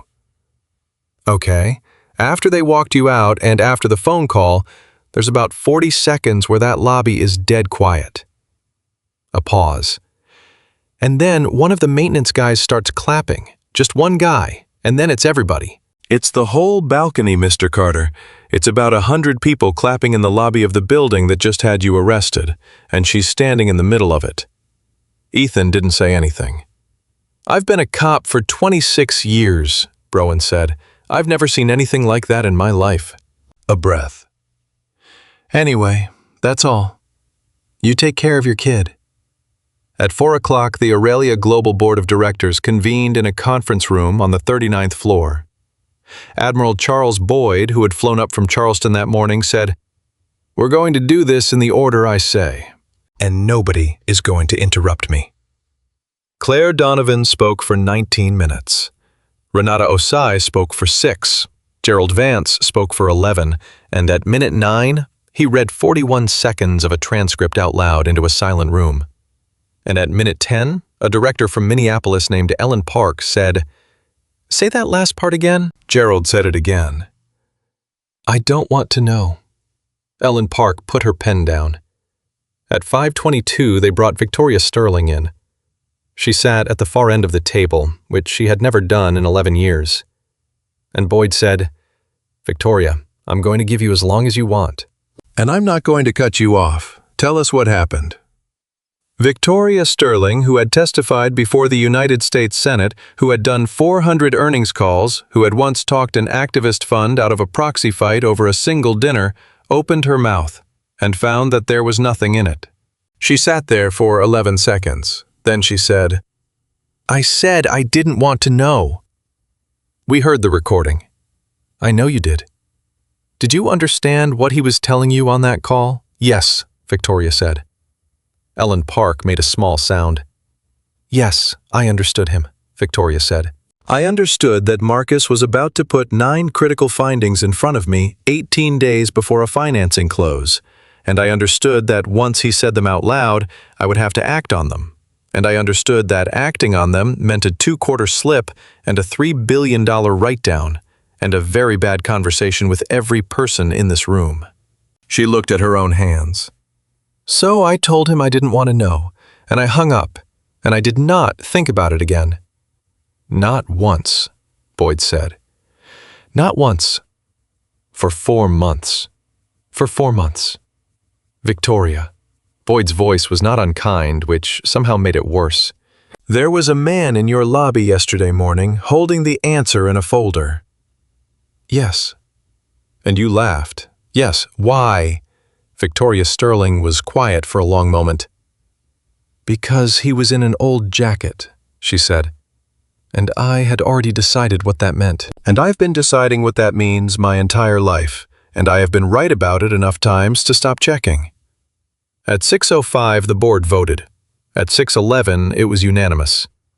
At 6:14, Charles Boyd said, "Victoria Sterling is suspended from all executive authority, effective immediately, pending independent investigation. Claire Donovan will serve as interim chief executive. Marin County construction is halted at midnight tonight. Every worker scheduled to report is paid in full through the stoppage." At 6:16, Claire Donovan said, "Add one thing to the record." "Go ahead." "Danny Whitcomb is reinstated effective this morning with back pay, and his insurance restored retroactively, and I want the letter in his hand tonight." She looked around the table. "He tried to tell us 3 times. 3. We had 4 separate chances to hear this from an employee for free. And it cost us nothing to listen. And we moved him to nights instead." A beat. "I want that in the minutes." At 6:40, in a kitchen in Bellwood, Ohio, a phone rang, and Lily Carter grabbed it before her father could. "Carter residence?"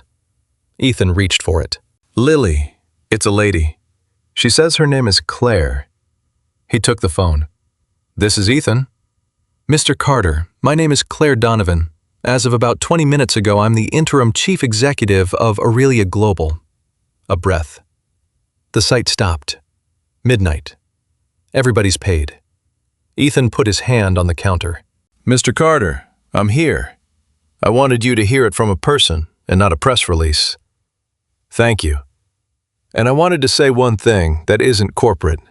Her voice changed. I signed that certification in April. My name is on the false filing. Nobody made me. I was busy, and I trusted a memo. And I didn't open the file underneath it. And I've been telling myself for 2 days that being fooled is different from being at fault. A pause. It isn't. And I know that because I watched a man who doesn't even work for us drive 2 hours to open a file we had on our own server. Ethan didn't answer for a second. Ms. Donovan, yes. Danny Whitcomb. Reinstated this morning with back pay. The letter's being hand-delivered tonight. Ethan closed his eyes, and for the first time in 2 days, let out a breath all the way to the bottom. Then we're square, he said. At 7:15, Victoria Sterling walked out of the 39th floor and rode the elevator down alone. The lobby was almost empty. Almost. Ray Delgado was at the security podium where he had been at that hour for 19 years. And he looked up when the doors opened. And Victoria stopped 6 feet from him with her badge in her hand because there was a procedure for this, and she had written it herself. Ray. Miss Sterling. She held out the badge. Ray took it and set it in the tray and did not say anything unkind and did not say anything kind either, and that was worse than both. Victoria got almost to the revolving door. Then she turned around. Mr. Delgado. Ma'am? Your son. Ray's hands stopped moving. What's his name? Marcus, Ray said. Marcus Delgado. He's 23. He was supposed to report August 4th to Bay 3. Victoria Sterling stood in the middle of a marble lobby where 33 hours earlier she had laughed at a man in an old canvas jacket. Bay 3. She said. Yes, ma'am. That's the roof loading. I don't know about any of that, ma'am, Ray said. I just know he was going to be under it. At 7:22 that night, Victoria Sterling stood in her own lobby with her badge already in a plastic tray and could not make her feet move toward the door. He was going to be under it, she repeated. Yes, ma'am. Ray, does he know your son? He knows the job stopped. He doesn't know why. Ray straightened a stack of visitor stickers that did not need straightening. He called me at 6:30. He was worried about the paycheck. That's what he asked me. Not, is it dangerous? He asked if he was still getting paid in August. Victoria's throat worked. He's getting paid. I know, the lady told me. Ray finally looked up at her. Ms. Sterling, can I say something and not get written up for it? There's nobody left to write you up. You walked past me twice a day for 11 years, Ray said. Twice a day, 1,900 times, maybe more, and yesterday morning you asked Preston why your lobby was a waiting room. He shrugged one shoulder. It's not a lobby, ma'am. It's where I work. Victoria Sterling walked out of the building she had built into a $90 billion company, and nobody held the door. At 8:40 that night, in a driveway in Marin, Ohio, an Aurelia Global Human Resources Director, who had been driving for an hour and 15 minutes, knocked on a screen door and handed an envelope to a 58-year-old welder in a Cincinnati Reds t-shirt. Danny Whitcomb read it standing up under the porch light. He read it twice. Then he said, This says back pay. Yes, sir. Since March. Since March. And your insurance is restored retroactive. So anything your wife paid out of pocket since April, you send us the receipts and we cut a check. Danny put his hand over his mouth. Sir, give me a second. Take your time. My wife's been splitting her pills, Danny said, since May. She takes a half in the morning and a half at night. And she thought I didn't notice. His voice went rough. And I noticed. And I didn't say anything because I didn't have anything to say. The HR director, who was 34 years old and had been dreading this drive the entire way from Columbus, stood on a stranger's porch. and did not have a single thing in his training that covered this moment. "Mr. Whitcomb, I'm sorry." "Don't be sorry to me, son. I got mine."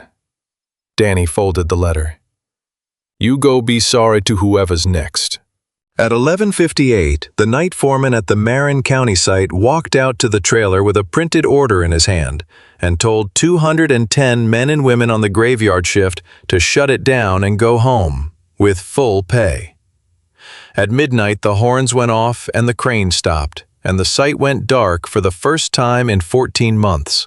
A 23-year-old iron worker named Marcus Delgado, who was not scheduled to start until August 4th but had come out to walk the floor with his uncle, stood in the parking lot and said, "Dad's going to lose it. He hates when they change the start date." Nobody told him anything that night. At 6:15 the next morning, Victoria Sterling did the last thing anyone advised her to do. She held a press conference.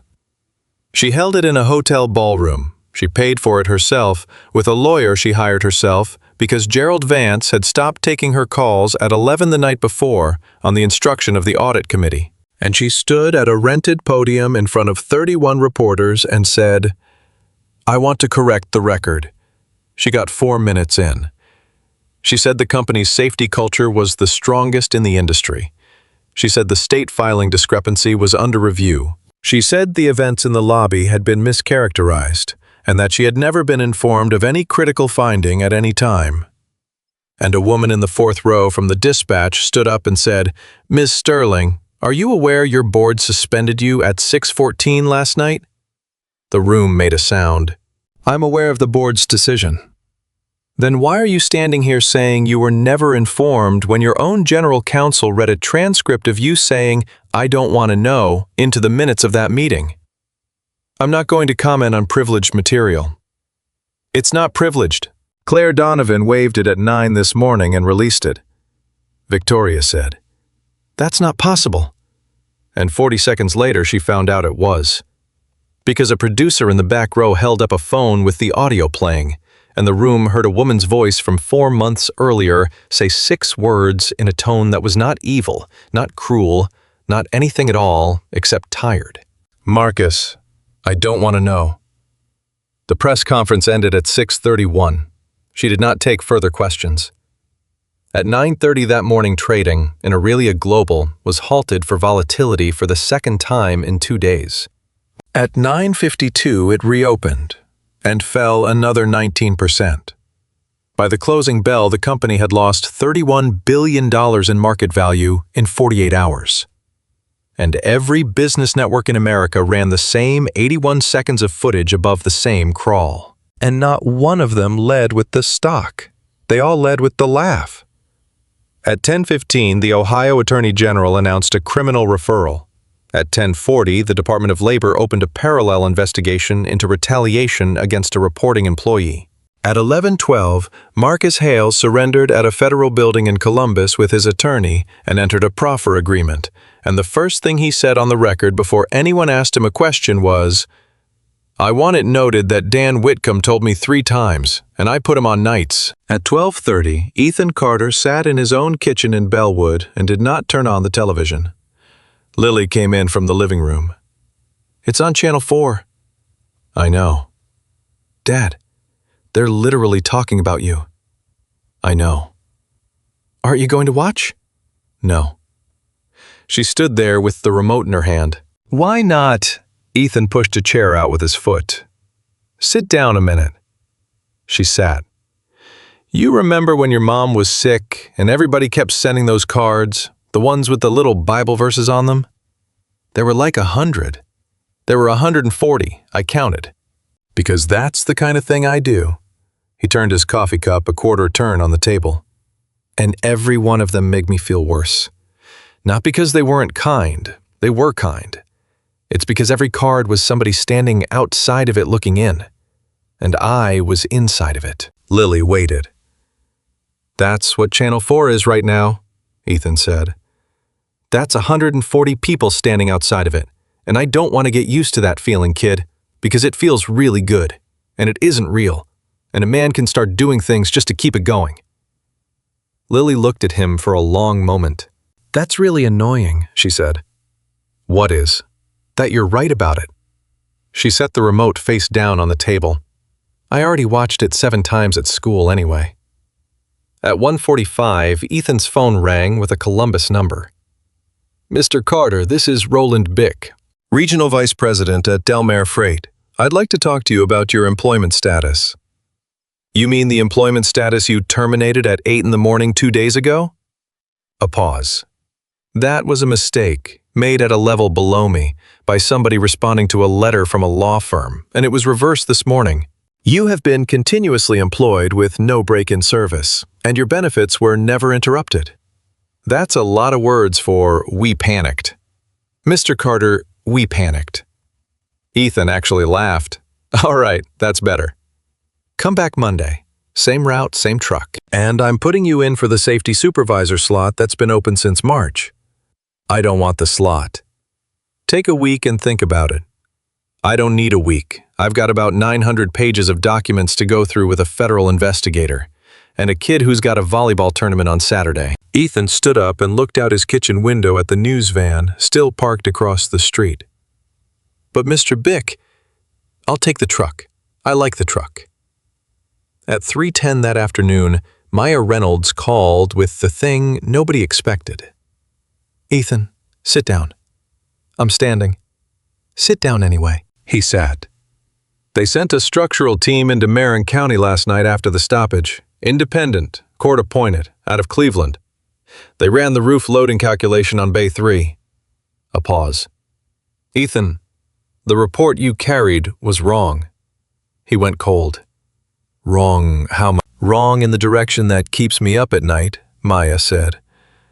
Holloway Structural rated Bay 3 at 140% of design load. Their finding assumed the mechanical units were going on the north half of the span, which is what the March drawings showed. She stopped. Except somebody moved the units in May. 2 air handlers and a condenser bank. All of it relocated over the center span to make room for a materials lift. Ethan closed his eyes. What's the real number?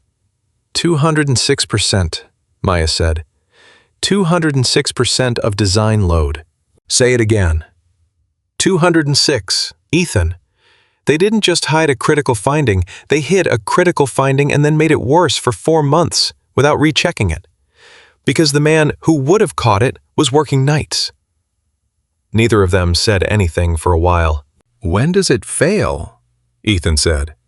They won't put a date on it in writing, Maya said, but the lead engineer told me off the record that with full mechanical running and a shift change crowd standing under it, he wouldn't have wanted to be in that building past October. Ethan put his head in his hand. August 4th was the start date, he said. Yes. October's the shift change with a full crew under it. Yes. 1,200 people. Yes. At 4:22 that afternoon, a court-appointed engineer in a hard hat stood in Bay 3 with a laser level and a laptop and watched a reading he did not like. At 4:31, he called everybody out of the building, and at 4:50, with the structure completely empty, a 40-foot section of decking over the center span dropped 11 inches and stopped. It did not collapse. It sagged 11 inches in an empty building at 10 minutes to 5 on a Thursday. 3 days after the site was shut down. The photograph of that sagged decking ran on the front page of every newspaper in Ohio and 11 newspapers outside of it, and the caption under it in the dispatch was 1 sentence long. This is what he was carrying in the folder. At 6:05, Ray Delgado was at the security podium when his phone rang. Dad. Hey, bud. Dad, did you see Bay 3? Ray had seen it.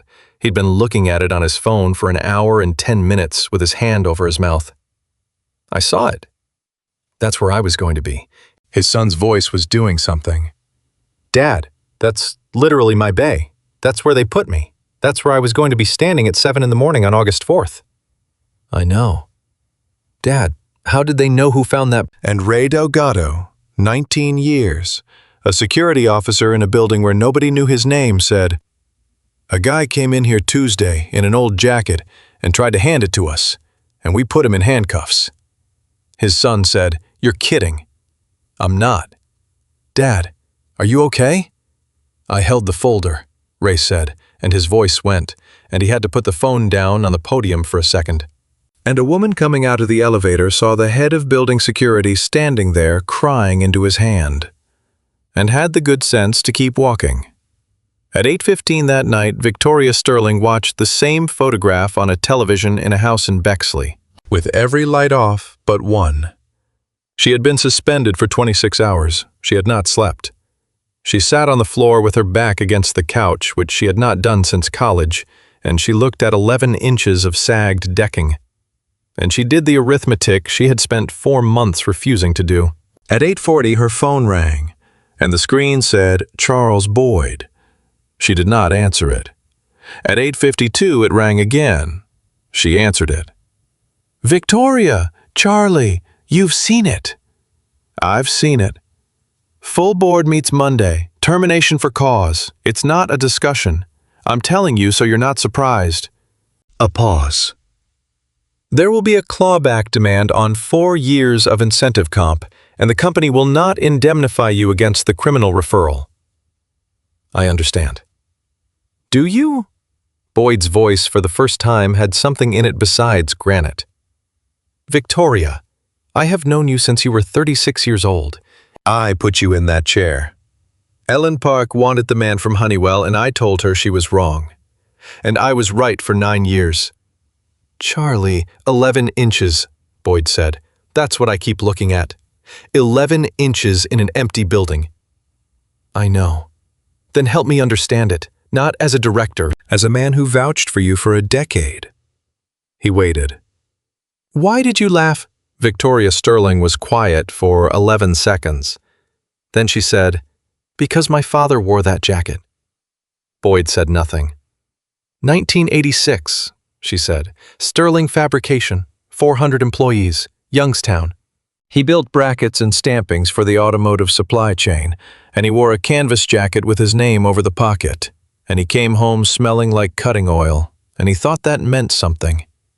Her voice was very flat. In '94, he lost the Ford contract. He sat at our kitchen table with a folder in his hands. Charlie, a folder. And he drove to Detroit 3 times to hand it to somebody, and they wouldn't take a meeting with a man in a canvas jacket. And the 4th time, he didn't come home until 2 in the morning, and my mother found him in the truck in the driveway with the folder still on the seat next to him. Victoria. He didn't die that night. He died 9 years later, but that's the night it happened. She swallowed. And when I was 22, I decided that I was never going to be the person outside the door. And I got very, very good at being the person inside it. Charles Boyd let out a long breath. So you saw a man in a canvas jacket with a folder, he said. I saw my father, Victoria said, and I laughed at him. At 9:04 the next morning, a Friday, Claire Donovan announced the Aurelia Worker Protection Fund, seated at $400 million. With every worker scheduled on the Moran County site through the stoppage, paid in full. Every subcontractor made whole. And an independent safety office reporting directly to the board with the authority to halt any project in the company without executive approval. At 9:31, a reporter asked, Ms. Donovan, will the fund be administered internally? No. By who then? That's a conversation I'm having today, Claire said, with a person who has not agreed to it, and who I expect will say no. At 2:15 that afternoon, Claire Donovan drove herself 2 hours and 11 minutes to Bellwood, Ohio, and knocked on Ethan Carter's front door. Lily answered it. Hi, are you the lady from the phone? I am. Is your dad home? He's under the truck. Lily looked her up and down. Are you the one who fixed it? Claire hesitated. I'm the one who signed the paper that made it wrong, and then fixed it. Lily considered that. Okay, she said, that's an honest answer. Come around the side. Ethan slid out from under the truck on a creeper with grease to his elbows and did not get up. Miss Donovan. Mr. Carter, you drove 2 hours to ask me something I'm going to say no to? I did.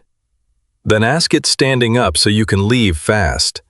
Claire almost smiled. I want you to run the fund. No. $400 million, independent office, you report to the board, and the board can't fire you without a supermajority and a public filing explaining why. No. You'd have subpoena authority through our federal counterparty agreements on any Aurelia site in the country. Miss Donovan, you'd have the ability to stop a job. Claire took one step closer. Any job, any site. 22,000 people work for this company, Mr. Carter, and right now not one of them has anybody to call. Ethan wiped his hands on a rag for a long time. Why me? Because you're the only person I've met in 9 years who said no to $11 million. That's a bad reason. It's the only reason that's ever mattered, Claire said. Anybody can read a report. I need somebody who can't be bought. And I have exactly one confirmed sample. Ethan sat on the creeper with the rag in his hands. Miss Donovan, can I tell you what I'm actually afraid of? Please. I've seen this before. Not this exact thing, but I've seen a company put the loud guy in an office with a title and a budget. And I've seen what happens to him in about 4 years. He looked up at her.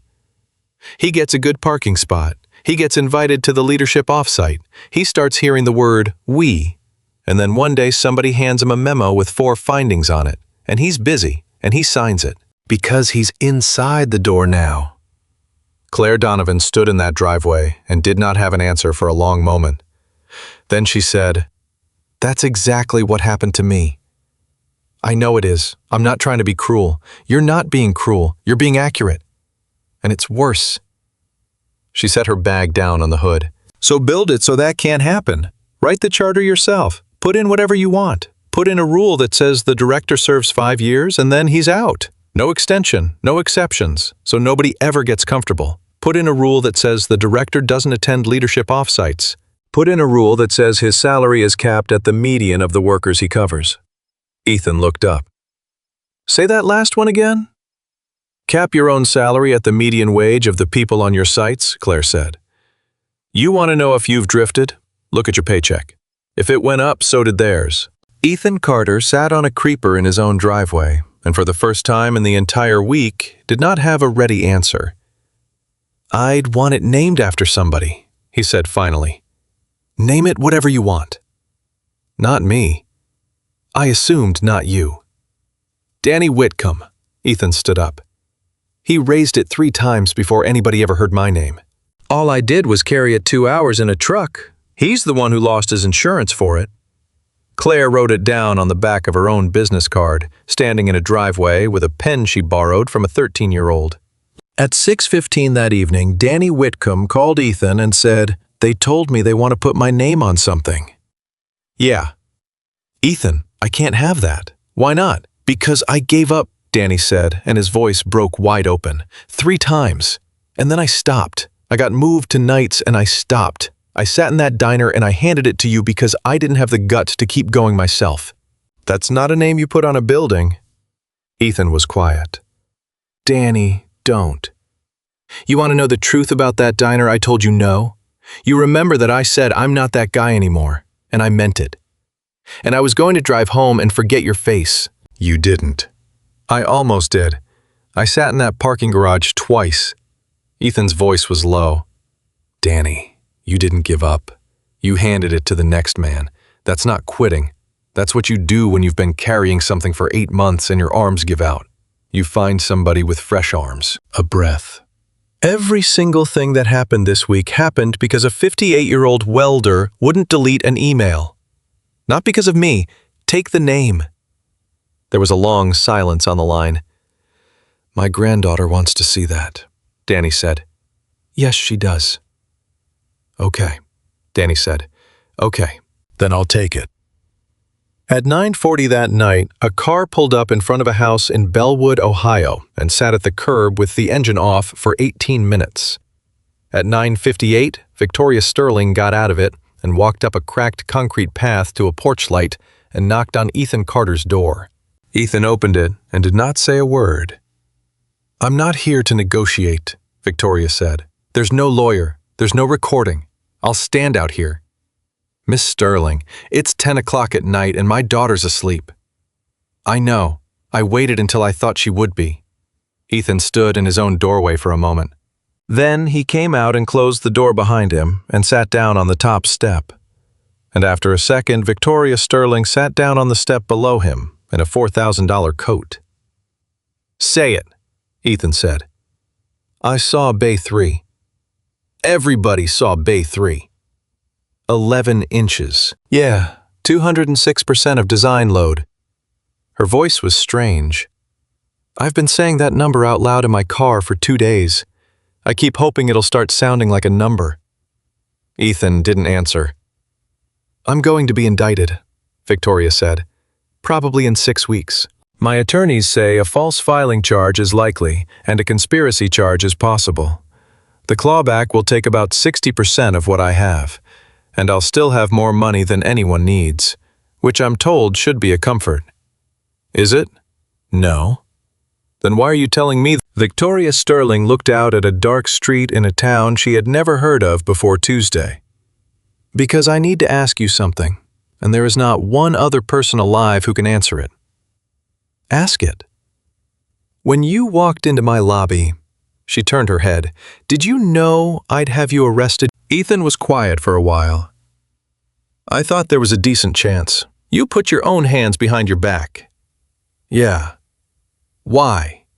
"Because if they had to grab me, it becomes a story about a guy resisting," Ethan said. "And if I do it myself, it stays a story about a folder." Victoria let out something that was not quite a laugh. "You planned it." "I planned that part. I didn't plan you." "What does that mean?" "It means I figured somebody would take the folder eventually.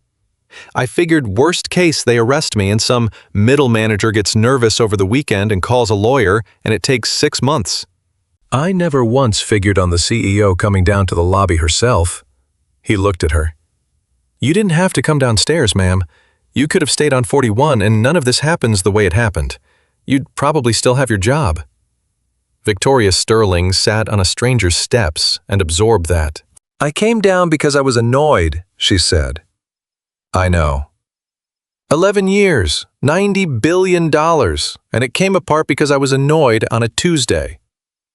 "That's usually how it goes," Ethan said. "Nobody's ever ruined by the big decision. They see that one coming." Victoria put her hands together in her lap. "My father wore a jacket like yours." Ethan turned his head.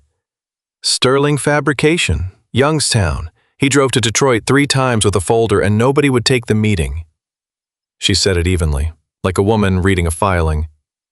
"I told Charles Boyd about it on the phone last night, and it's the first time I've said it out loud in 30 years. "What happened to him?" "He lost the contract, then the company, then 9 years later everything else." She looked at her hands. "Mr. Carter, when you walked into my lobby, I did not see a nuisance. I want to be honest with you because I've been dishonest with everyone else for 2 days. I saw my father, and something in me had to make it small immediately before it got any bigger." Ethan Carter sat on his own porch steps at 10:15 at night next to a woman who had put him in handcuffs. And for a long moment he didn't say anything at all. Then he said, "Ms. Sterling, can I tell you what I think, or would you rather I just be polite?" "Tell me." "I think your father would have taken the folder," Ethan said. Victoria Sterling put her hand over her mouth and sat very still. "I think a man who drove to Detroit 3 times knows exactly what it costs to drive to Detroit 3 times, Ethan said. "And I think he'd have taken it out of your hand in the lobby and read it standing up. That's what I think. And I know that's the worst thing anybody said to you all week. And I'm sorry. But you asked me on my own porch at 10 o'clock at night." She didn't answer for almost a full minute. Then she stood up, straightened her coat, and got her keys out of her pocket. "Mr. Carter." "Ma'am." "For what it's worth, and I understand it's worth very little." She was not able to look at him for this part. "Marcus Delgado, Ray's son, Bay 3, August 4th. 7 a.m. shift start. I have his name written on a card in my wallet. And I intend to keep it there." Ethan nodded once. "That's worth something," he said. Victoria Sterling walked down a cracked concrete path to a car she would not be able to keep, and drove out of Bellwood, Ohio. And Ethan Carter sat on his steps for another 20 minutes in the dark before he went inside. When he came in, the light was on in the hallway. Lily was sitting on the third stair from the bottom, in her pajamas, arms around her knees. Was that her? You were supposed to be asleep. Dad, was that her? Yeah. What did she want? Ethan locked the door and stood there with his hand on it. She wanted somebody to tell her she's not the worst person in the world. Is she? No, Ethan said. That's the part nobody's going to want to hear, kid. She's not a monster. She's just a person who got so far up in the air that she stopped being able to see anybody standing on the ground. He turned off the porch light. And that's how it always happens. Nobody's ever the villain in their own kitchen. Lily thought about it. That's sad. It is. It's still her fault. Ethan looked at his daughter sitting on the stairs at 10:40 at night, 13 years old, arms around her knees, absolutely certain. Yeah, he said, it's still her fault. At 6 on Monday morning, the Aurelia Global Board of Directors met by video and terminated Victoria Sterling for cause. The vote took 4 minutes. Charles Boyd read the resolution himself, because he said it wasn't right to hand it to somebody else. And when he finished, Ellen Park said, "Charlie, do you want a minute?" "No, take a minute, Ellen." "If I take a minute, I'll take an hour," Boyd said. He set the paper down. Next item. At 9:15, the company issued a 2-sentence statement. At 9:17, Victoria Sterling issued a 1-sentence statement of her own, which her attorneys had begged her not to issue, and which said only, "I accept the board's decision, and I do not contest it." At 10:40, a reporter asked Claire Donovan whether the company would indemnify its former chief executive. No. Any comment on that? Yes, Claire said. The people who paid for what happened here are welders and iron workers and their families. And they didn't get indemnified either. At 11:50 on Thursday of that same week, a federal grand jury in the Southern District of Ohio returned a 9-count indictment. Marcus Hale, 5 counts, 2 operations managers, 3 counts each. Victoria Sterling, 4 counts, including one that carried a statutory maximum of 20 years. At 12:20, Ethan Carter was under a truck at a freight yard in Bellwood when his phone buzzed on his chest. He read the alert lying flat on his back on a creeper with a wrench in his hand, and he didn't feel anything he expected to feel. He called Maya. "You see it?" "I saw it." 4 counts. 4 counts. A pause. A pause. "Maya, I'm going to say something and you're going to think I've lost my mind." "Go ahead." "I don't want her to go to prison." A long silence on the line. "Ethan, I'm not saying she shouldn't. I'm saying I don't want it." He sat up on the creeper. "I've been sitting with this all week and I finally figured out why. It's because the second she goes to prison, everybody gets to say the bad person got caught and the system worked and we can all go back to sleep." He paused. "And there were 40 people on that balcony, Maya. 40. Not one of them made a phone call in 4 months either. That is the most unpopular opinion I have ever heard from a witness." "I know it. Don't say it in a deposition." "I'm not going to say it in a deposition. I'm saying it to you." At 2 that afternoon, Maya Reynolds hung up the phone and sat in a rented office in Alexandria and thought about a man on a creeper for a long time before she got back to work. At 9 the next Monday morning, the Daniel Whitcomb Worker Safety Office opened with 1 employee, 1 laptop, and a charter that ran to 11 pages. Every word of which Ethan Carter had written himself at his own kitchen table with a 13-year-old doing algebra across from him. The charter said the director served 5 years, no extension, no exception. It said the director did not attend leadership meetings, off-sites, retreats, or strategy sessions.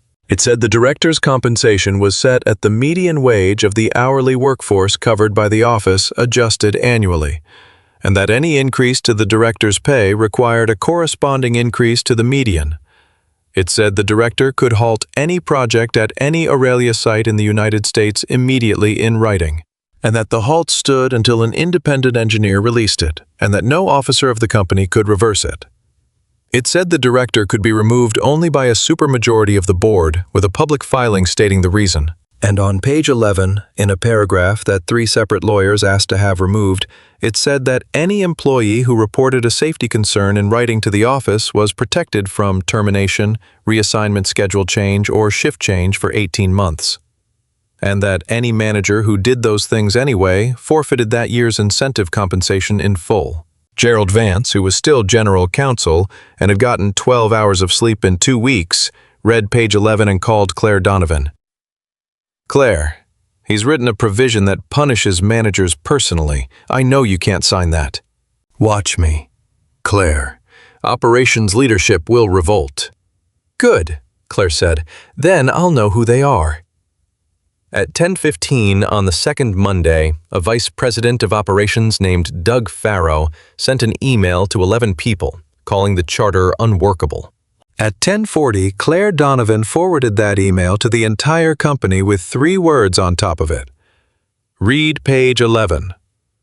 Doug Farrow resigned on Friday. Nobody replaced him. At 7:10 on the morning of August 4th, the date that had been circled in the mind of every person in this story for 2 months, Ray Delgado's son reported to the Marin County site. Bay 3 had been torn out and rebuilt. The mechanical units were on the north half of the span where the March drawings put them. There was a new independent inspector on site who did not report to the site director and could not be moved to nights. Marcus Delgado clocked in at 7:10 and stood in a bay that had sagged 11 inches in an empty building, and looked up at it for a while. Then he went to work. At noon, he called his father on his lunch break. "Dad, you all right?" "Yeah, it's fine. It's normal." A pause. "Dad, is that guy ever going to come out here?" "What guy?" "The folder guy." Ray Delgado stood at a security podium on a marble floor and said, "I'll ask him." At 2:30 that afternoon, Ethan Carter got a phone call from a security officer he had met exactly twice. "Mr. Carter, this is Ray Delgado." "Ray, my son wants to know if you'd come out to the site sometime." Ethan didn't answer right away. "Mr. Carter, Ray, can I be honest with you?" "I'd prefer it." "I don't want to go out there and have people shake my hand. I've been dodging that for 2 months. Every time somebody shakes my hand, I feel like I'm getting paid for it. And I said no to $11 million, so I'd hate to sell it for a handshake." Ray was quiet for a second. "He's not going to shake your hand," Ray said. "He's 23. He's going to say, hey. And then he's going to feel weird. And then he's going to go back to work. That's the whole thing." Ethan laughed once. "All right," he said. "That I can do." At 6:15 on a Thursday in late September, the first real test came. And it did not come from Marin County. It came from a coating plant in Ashtabula that Ethan had never visited, in a division that had nothing to do with any of it, where an hourly operator named Terrence Wills sent a 2-paragraph email to the office at 11 at night describing a ventilation system that had been running with 2 of 6 extractors offline since June. Ethan read it at 6:15 the next morning and drove 3 hours. At 10:40, he stood in a plant manager's office with a printout in his hand. "How long have the extractors been down?" "They're not down, they're derated." "Mr. Kessler, I'm going to ask you again, and I want you to hear that I'm asking you kindly. How long have 2 of the 6 been offline?" The plant manager, whose name was Bill Kessler, and who had run that plant for 16 years, sat back in his chair. "You want to know what I think?" "Sure. I think a guy got his picture in the paper, and now he's driving around Ohio with a clipboard." "That's fair," Ethan said. "Now answer the question." "Since June." "Thank you." Ethan wrote it down. "Air sampling. When was the last one?" Kessler didn't say anything. "Mr. Kessler, March." "You're going to stop the line?" Ethan said. Kessler stood up. "The hell I am." "Not you, me. I'm stopping it, as of right now, in writing. And it stays stopped until an independent industrial hygienist tells me what those men have been breathing since June." "Do you have any idea what that line does in a day?" "No." $2.1 million. Okay. Kessler came around the desk. "Carter, you can't just..." Page 4 of the charter, Ethan said. You want to read it? I've got a copy in my truck. I've got about 40 copies in my truck, honestly, because I keep giving them away. At 11:15, the Ashtabula line stopped. At 11:40, Ethan Carter's phone rang, and the screen said, a Charleston area code. This is Carter. Mr. Carter, this is Charles Boyd. Ethan sat down on the tailgate of his truck. Admiral, I understand you've stopped a coating line. I have. Do you know that division is under an earn-out agreement that expires on the 30th? If that line doesn't run at capacity through the end of the month, this company forfeits $190 million. Boyd's voice was perfectly level. Not delayed, forfeits. Ethan looked out at a parking lot in Ashtabula. Admiral, I appreciate you calling me directly instead of going around me. I don't go around people. I know it. That's why I'm going to be straight with you. A breath. Sir, I've been in this job for 8 weeks, and this is the phone call. This is it. This is the one where I find out whether that charter is a document or a decoration. Boyd was quiet. Are those men in danger? I don't know yet. That's the point. Nobody's measured the air in that building since March, and 2 of 6 extractors have been offline since June, and I've got 51 hourly employees who've been in there 8 hours a day the whole time. Ethan's voice didn't rise. So I don't know if they're in danger, and I'm not willing to be a man who finds out in October. A long silence on the line. How long for a hygienist? Boyd asked. 4 days if I can get Cleveland, 9 if I can't. I'll pay the rush. Ethan blinked. Admiral, Mr. Carter. I sat in a room in June and voted to fire a woman I hired over 11 inches of decking in an empty building. Boyd's voice for 1 second was not level at all. You think I'm going to call you about $190 million I called to find out if you'd fold? A pause. Good day. The line went dead. The earn-out was forfeited on the 30th. The air sampling came back on the 4th of October and showed isocyanate concentrations at 4 times the permissible exposure limit in the south end of the building. 31 of the 51 men in that plant were sent for pulmonary function testing. 8 of them had numbers that a doctor in Cleveland described in writing as consistent with occupational exposure. Every one of those 8 got treatment, paid in full, and not one of them lost a shift of pay for it. Terrence Wills, the operator who sent the 2-paragraph email at 11 at night, was promoted to lead in November. Bill Kessler forfeited his incentive compensation for the year under page 11, which came to $84,000. And he called Ethan Carter in December and said the single most surprising sentence Ethan heard the entire year. Carter, I want to say 2 things, and then I'm hanging up. All right? 1, I still think you're a pain in my ass. Noted. 2, a long pause. My brother did coatings for 26 years in Lorraine, and he's on oxygen at night now, and he's 61 years old. And I've been telling myself for 16 years that it was different back then. Kessler's voice went rough. It wasn't different, was it? No, sir. Yeah. Another pause. Send me 40 of those charters. I want one on every board in this plant. At 9 in the morning on the 11th of February, in a federal courtroom in Columbus, Victoria Sterling pled guilty to 1 count of making a false statement to a federal agency and 1 count of conspiracy.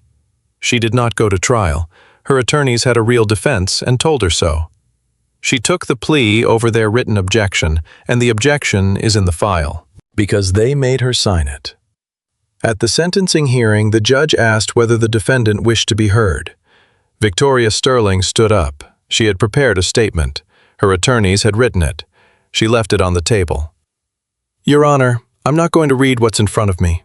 The judge, whose name was Patricia Itumo, and who had been on the bench for 19 years, said, Then say what you'd like to say. I'm going to say 4 names, if that's all right. Go ahead. Daniel Whitcomb.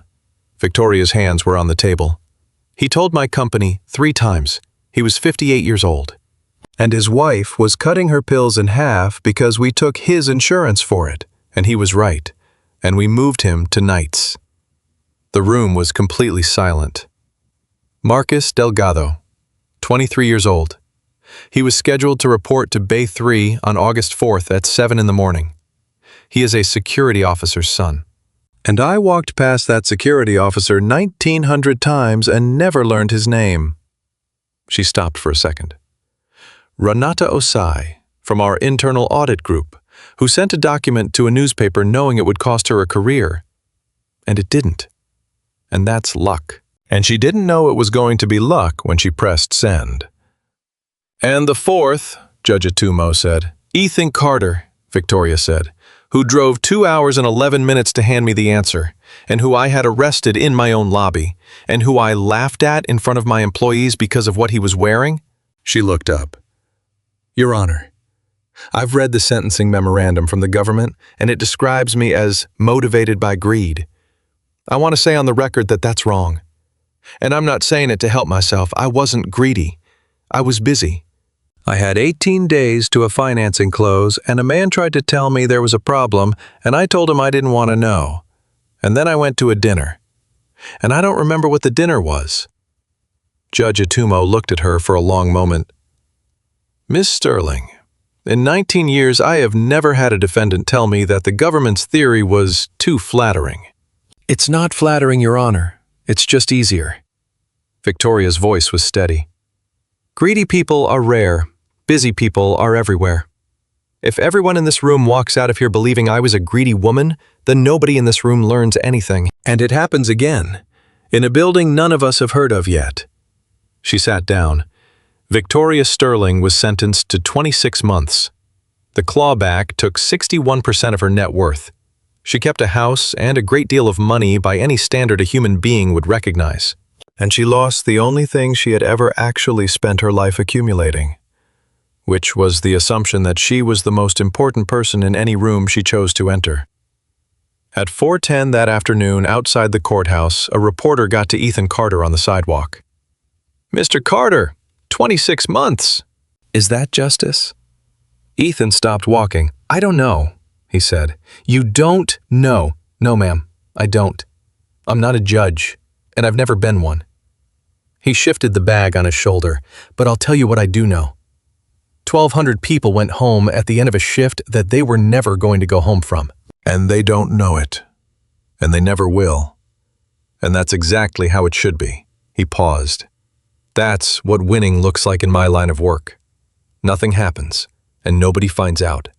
And everybody's annoyed about the schedule. Mr. Carter, one more. Do you forgive her? Ethan stood on that sidewalk for a second. That's not my job, he said. I've got 51 guys in Ashtabula, and 8 of them have lung numbers I don't like. Forgiveness is above my pay grade. A beat. And my pay grade is public, and it's $43,000 a year. At 11:20 on a Tuesday in June, 11 months and 1 week after the day the handcuffs went on, Ethan Carter walked into the lobby of Aurelia Global to deliver the quarterly report he was required by his own charter to hand to the board in person. He was wearing the jacket. He was always wearing the jacket. It was the only good jacket he owned, and Lily had made him get the elbows patched instead of replacing it. And she'd been right about that the way she was right about most things. Ray Delgado was not at the podium. Ray Delgado had retired in April, with 19 years and 8 months, and the company had thrown him a party he complained about for a week. And Claire Donovan had come down from the 39th floor and stood in the lobby and said his name out loud 11 times in a 4-minute speech on purpose. And Ray had cried again, and been furious about it. The young man at the podium now was 24 and had been on the job for 6 weeks. He watched a man in a faded canvas jacket and resoled boots walk across a marble lobby toward the elevators. And he stood up, because that was what you did. Sir, do you have an appointment? Ethan stopped and turned around. I do. 39th floor, 11:30. Can I get your name? Ethan Carter. The young guard typed it in. Then he stopped typing, and he looked at the screen. And then he looked up. He'd been 6 weeks in that building. 6 weeks was long enough. Everybody in that building told a new hire the same story in their first week. And they always told it standing right about where he was standing. Sir, he said.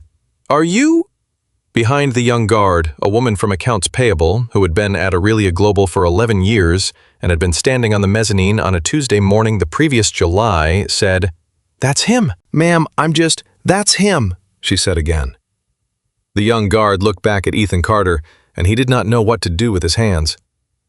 "Sir, can I ask you something? I'm new." "Go ahead." "They all tell it different. Some people say you were a lawyer. Somebody told me you were a reporter. Somebody said you were an executive here who got fired. Which one's true?" And the woman from accounts payable, who had been standing 40 feet up with her phone in her hand while a man put his own wrists together behind his back, answered before Ethan could. "None of them," she said. "That man walked into this building with nothing, and he walked out of it carrying the truth." Ethan Carter looked at the floor for a second. "Ma'am, that's very kind," he said, "and it's not true either." He turned back to the kid. "I was a guy with a folder. That's the whole story.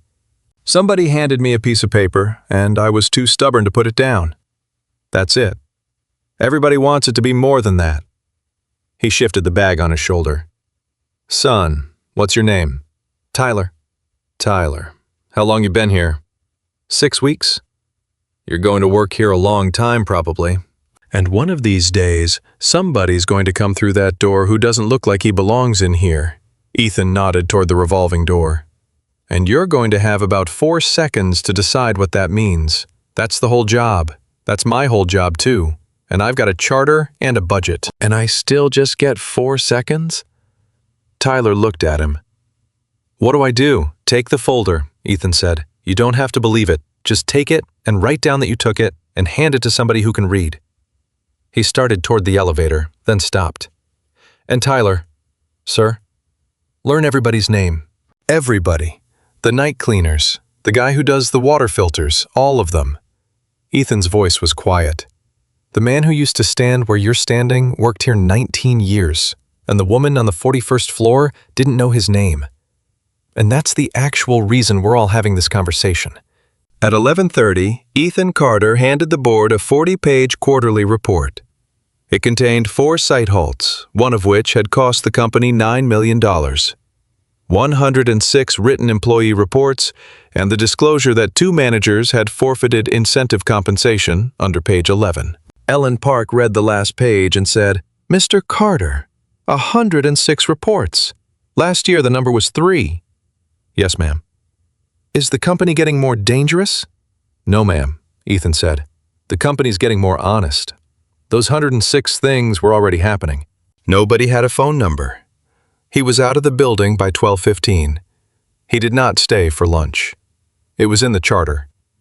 At 4:20 in the afternoon, on the 14th of June, 3 years and 2 months after a woman in a charcoal suit laughed in a marble lobby, Ethan Carter sat in a folding chair on a high school football field in Bellwood, Ohio, with a program in his hand that he had already folded and unfolded about 9 times. Danny Whitcomb sat on his right, because Danny had driven up for it and had not been given a choice about coming. Maya Reynolds sat on his left, all the way from Virginia, in sunglasses, pretending she wasn't emotional about a child she'd met 4 times. Ray Delgado sat behind them with his son Marcus, 26 now, a foreman, who had said "hey" to Ethan Carter exactly once at a job site and then felt weird and gone back to work, exactly like his father predicted. "Carter," Danny said. "You all right?" "I'm fine." "You're breathing like a man carrying a couch." "I'm fine, Danny." They read the names alphabetically, and it took a while. And when they got to the C's, a young woman walked across a stage in a green gown, and the announcer said, "Lily, Sarah, Carter." And a man in an old canvas jacket on a hot afternoon in June, with his hands shaking the way they had shaken on a Tuesday morning in a kitchen a lifetime earlier, stood up and clapped, and could not make a sound come out of his throat. Danny Whitcomb stood up next to him and hollered loud enough to embarrass everybody in a 4-row radius. Afterward on the grass, Lily came through the crowd with her cap in her hand and hugged her father hard enough to knock the wind out of him. "Dad! Dad! You're crying." "I'm not." "You're extremely crying." It's allergies. It's June. There's a lot going on in June. She pulled back and looked at him. 18 years old. Exactly her mother's face. Exactly her mother's steadiness. Dad, can I tell you something, and you can't get weird? No promises. Mrs. Alvarez made us write an essay senior year about a person we admire. Lily turned the cap over in her hands. Everybody wrote about their mom, or Simone Biles, or whatever. I wrote about you. Ethan looked at the grass. Lily, you want to know what I wrote? Not really. Too bad. She lifted her chin. I wrote that my dad was offered $11 million when he was unemployed, and I was 13, and he said no. And I didn't find out about the 11 million part until I was 15 because he never told me. Her voice wobbled. I wrote that I used to think being brave meant not being scared, and then I watched my dad be scared in our kitchen at 5:40 in the morning. She looked at him. And go anyway. Ethan put his hand over his eyes. Dad, give me a second. Take your time, Lily said, which is what he had said to her about 900 times. Then she said, Mom would have been so loud today. She'd have been the loudest person on this field. It would have been humiliating. She'd have brought a sign. She'd have brought 2 signs. Lily laughed, and then she cried. And then Danny Whitcomb came over with his granddaughter, who was 11 now, and handed Lily a card with $60 in it that Ethan tried to refuse on her behalf and got overruled on immediately. Mr. Whitcomb, this is too much. It's $60. Still, young lady, Danny said, your daddy drove 2 hours in a truck with 180,000 miles on it because I asked him to, and I lost my job over it, and my name's on a building. He put his hat back on. Take the $60. At 6 that evening, they went to a diner off Route 42. 7 of them in a booth built for 6. And Ethan Carter paid for it with a debit card attached to an account funded by a salary set at the median wage of the hourly workforce he covered, which that year had gone up $2.11 an hour, and so had his. At 8:40, driving home with the windows down, Lily said, Dad, can I ask you the thing I've never asked you? Ask it. When you were standing in that lobby, and she was laughing at you and everybody was filming, she looked over at him. What were you actually thinking? Like really, not the news answer. Ethan drove for about a quarter mile before he answered. I was thinking about your mother's shoes. What? When she was sick the last 2 weeks, she couldn't get her shoes on by herself, so I did it every morning, and she'd say thank you every single time like I was a stranger doing her a favor. His hands were steady on the wheel, and it about killed me. Lily didn't say anything. And I remember standing in that lobby with those cuffs on, and I thought, I have already done the hardest thing I will ever do in my life. And I did it in a bedroom where nobody was filming, and there was no press and no lawyers, and nobody clapped. A long silence. So, a woman in a nice suit laughing at my jacket. Ethan shook his head slowly. Kid, that wasn't even in the top 1,000. They drove the rest of the way home with the radio low. Victoria Sterling served 19 months and was released. She never worked in a public company again, and never asked to. She kept a card in her wallet with a name on it, and as far as anyone knows, she keeps it there still. Aurelia Global rebuilt Bay 3, paid every claim, and remains the only company of its size in America whose safety office cannot be overruled by its own chief executive. Danny Whitcomb retired at 63 with his insurance intact and his wife taking whole pills. Ray Delgado's son goes to work every morning under a roof that holds, and Ethan Carter still drives the same truck, still lives in the same house in Bellwood, Ohio, and still keeps the folder from that Tuesday in a drawer in his kitchen. Because a man ought to remember what the thing looked like before anybody believed him, he was never the most powerful person in the room. He was never the richest, the loudest, or the best dressed. He was a single father in an old work jacket who was handed the truth by a welder in a diner, and refused to put it down. And 11 months later, 1,200 people walked out of a building they were never supposed to walk out of. And not one of them will ever know his name. That was the point. That was always the point. And that is why the quietest man in the lobby brought down an empire that laughed at him.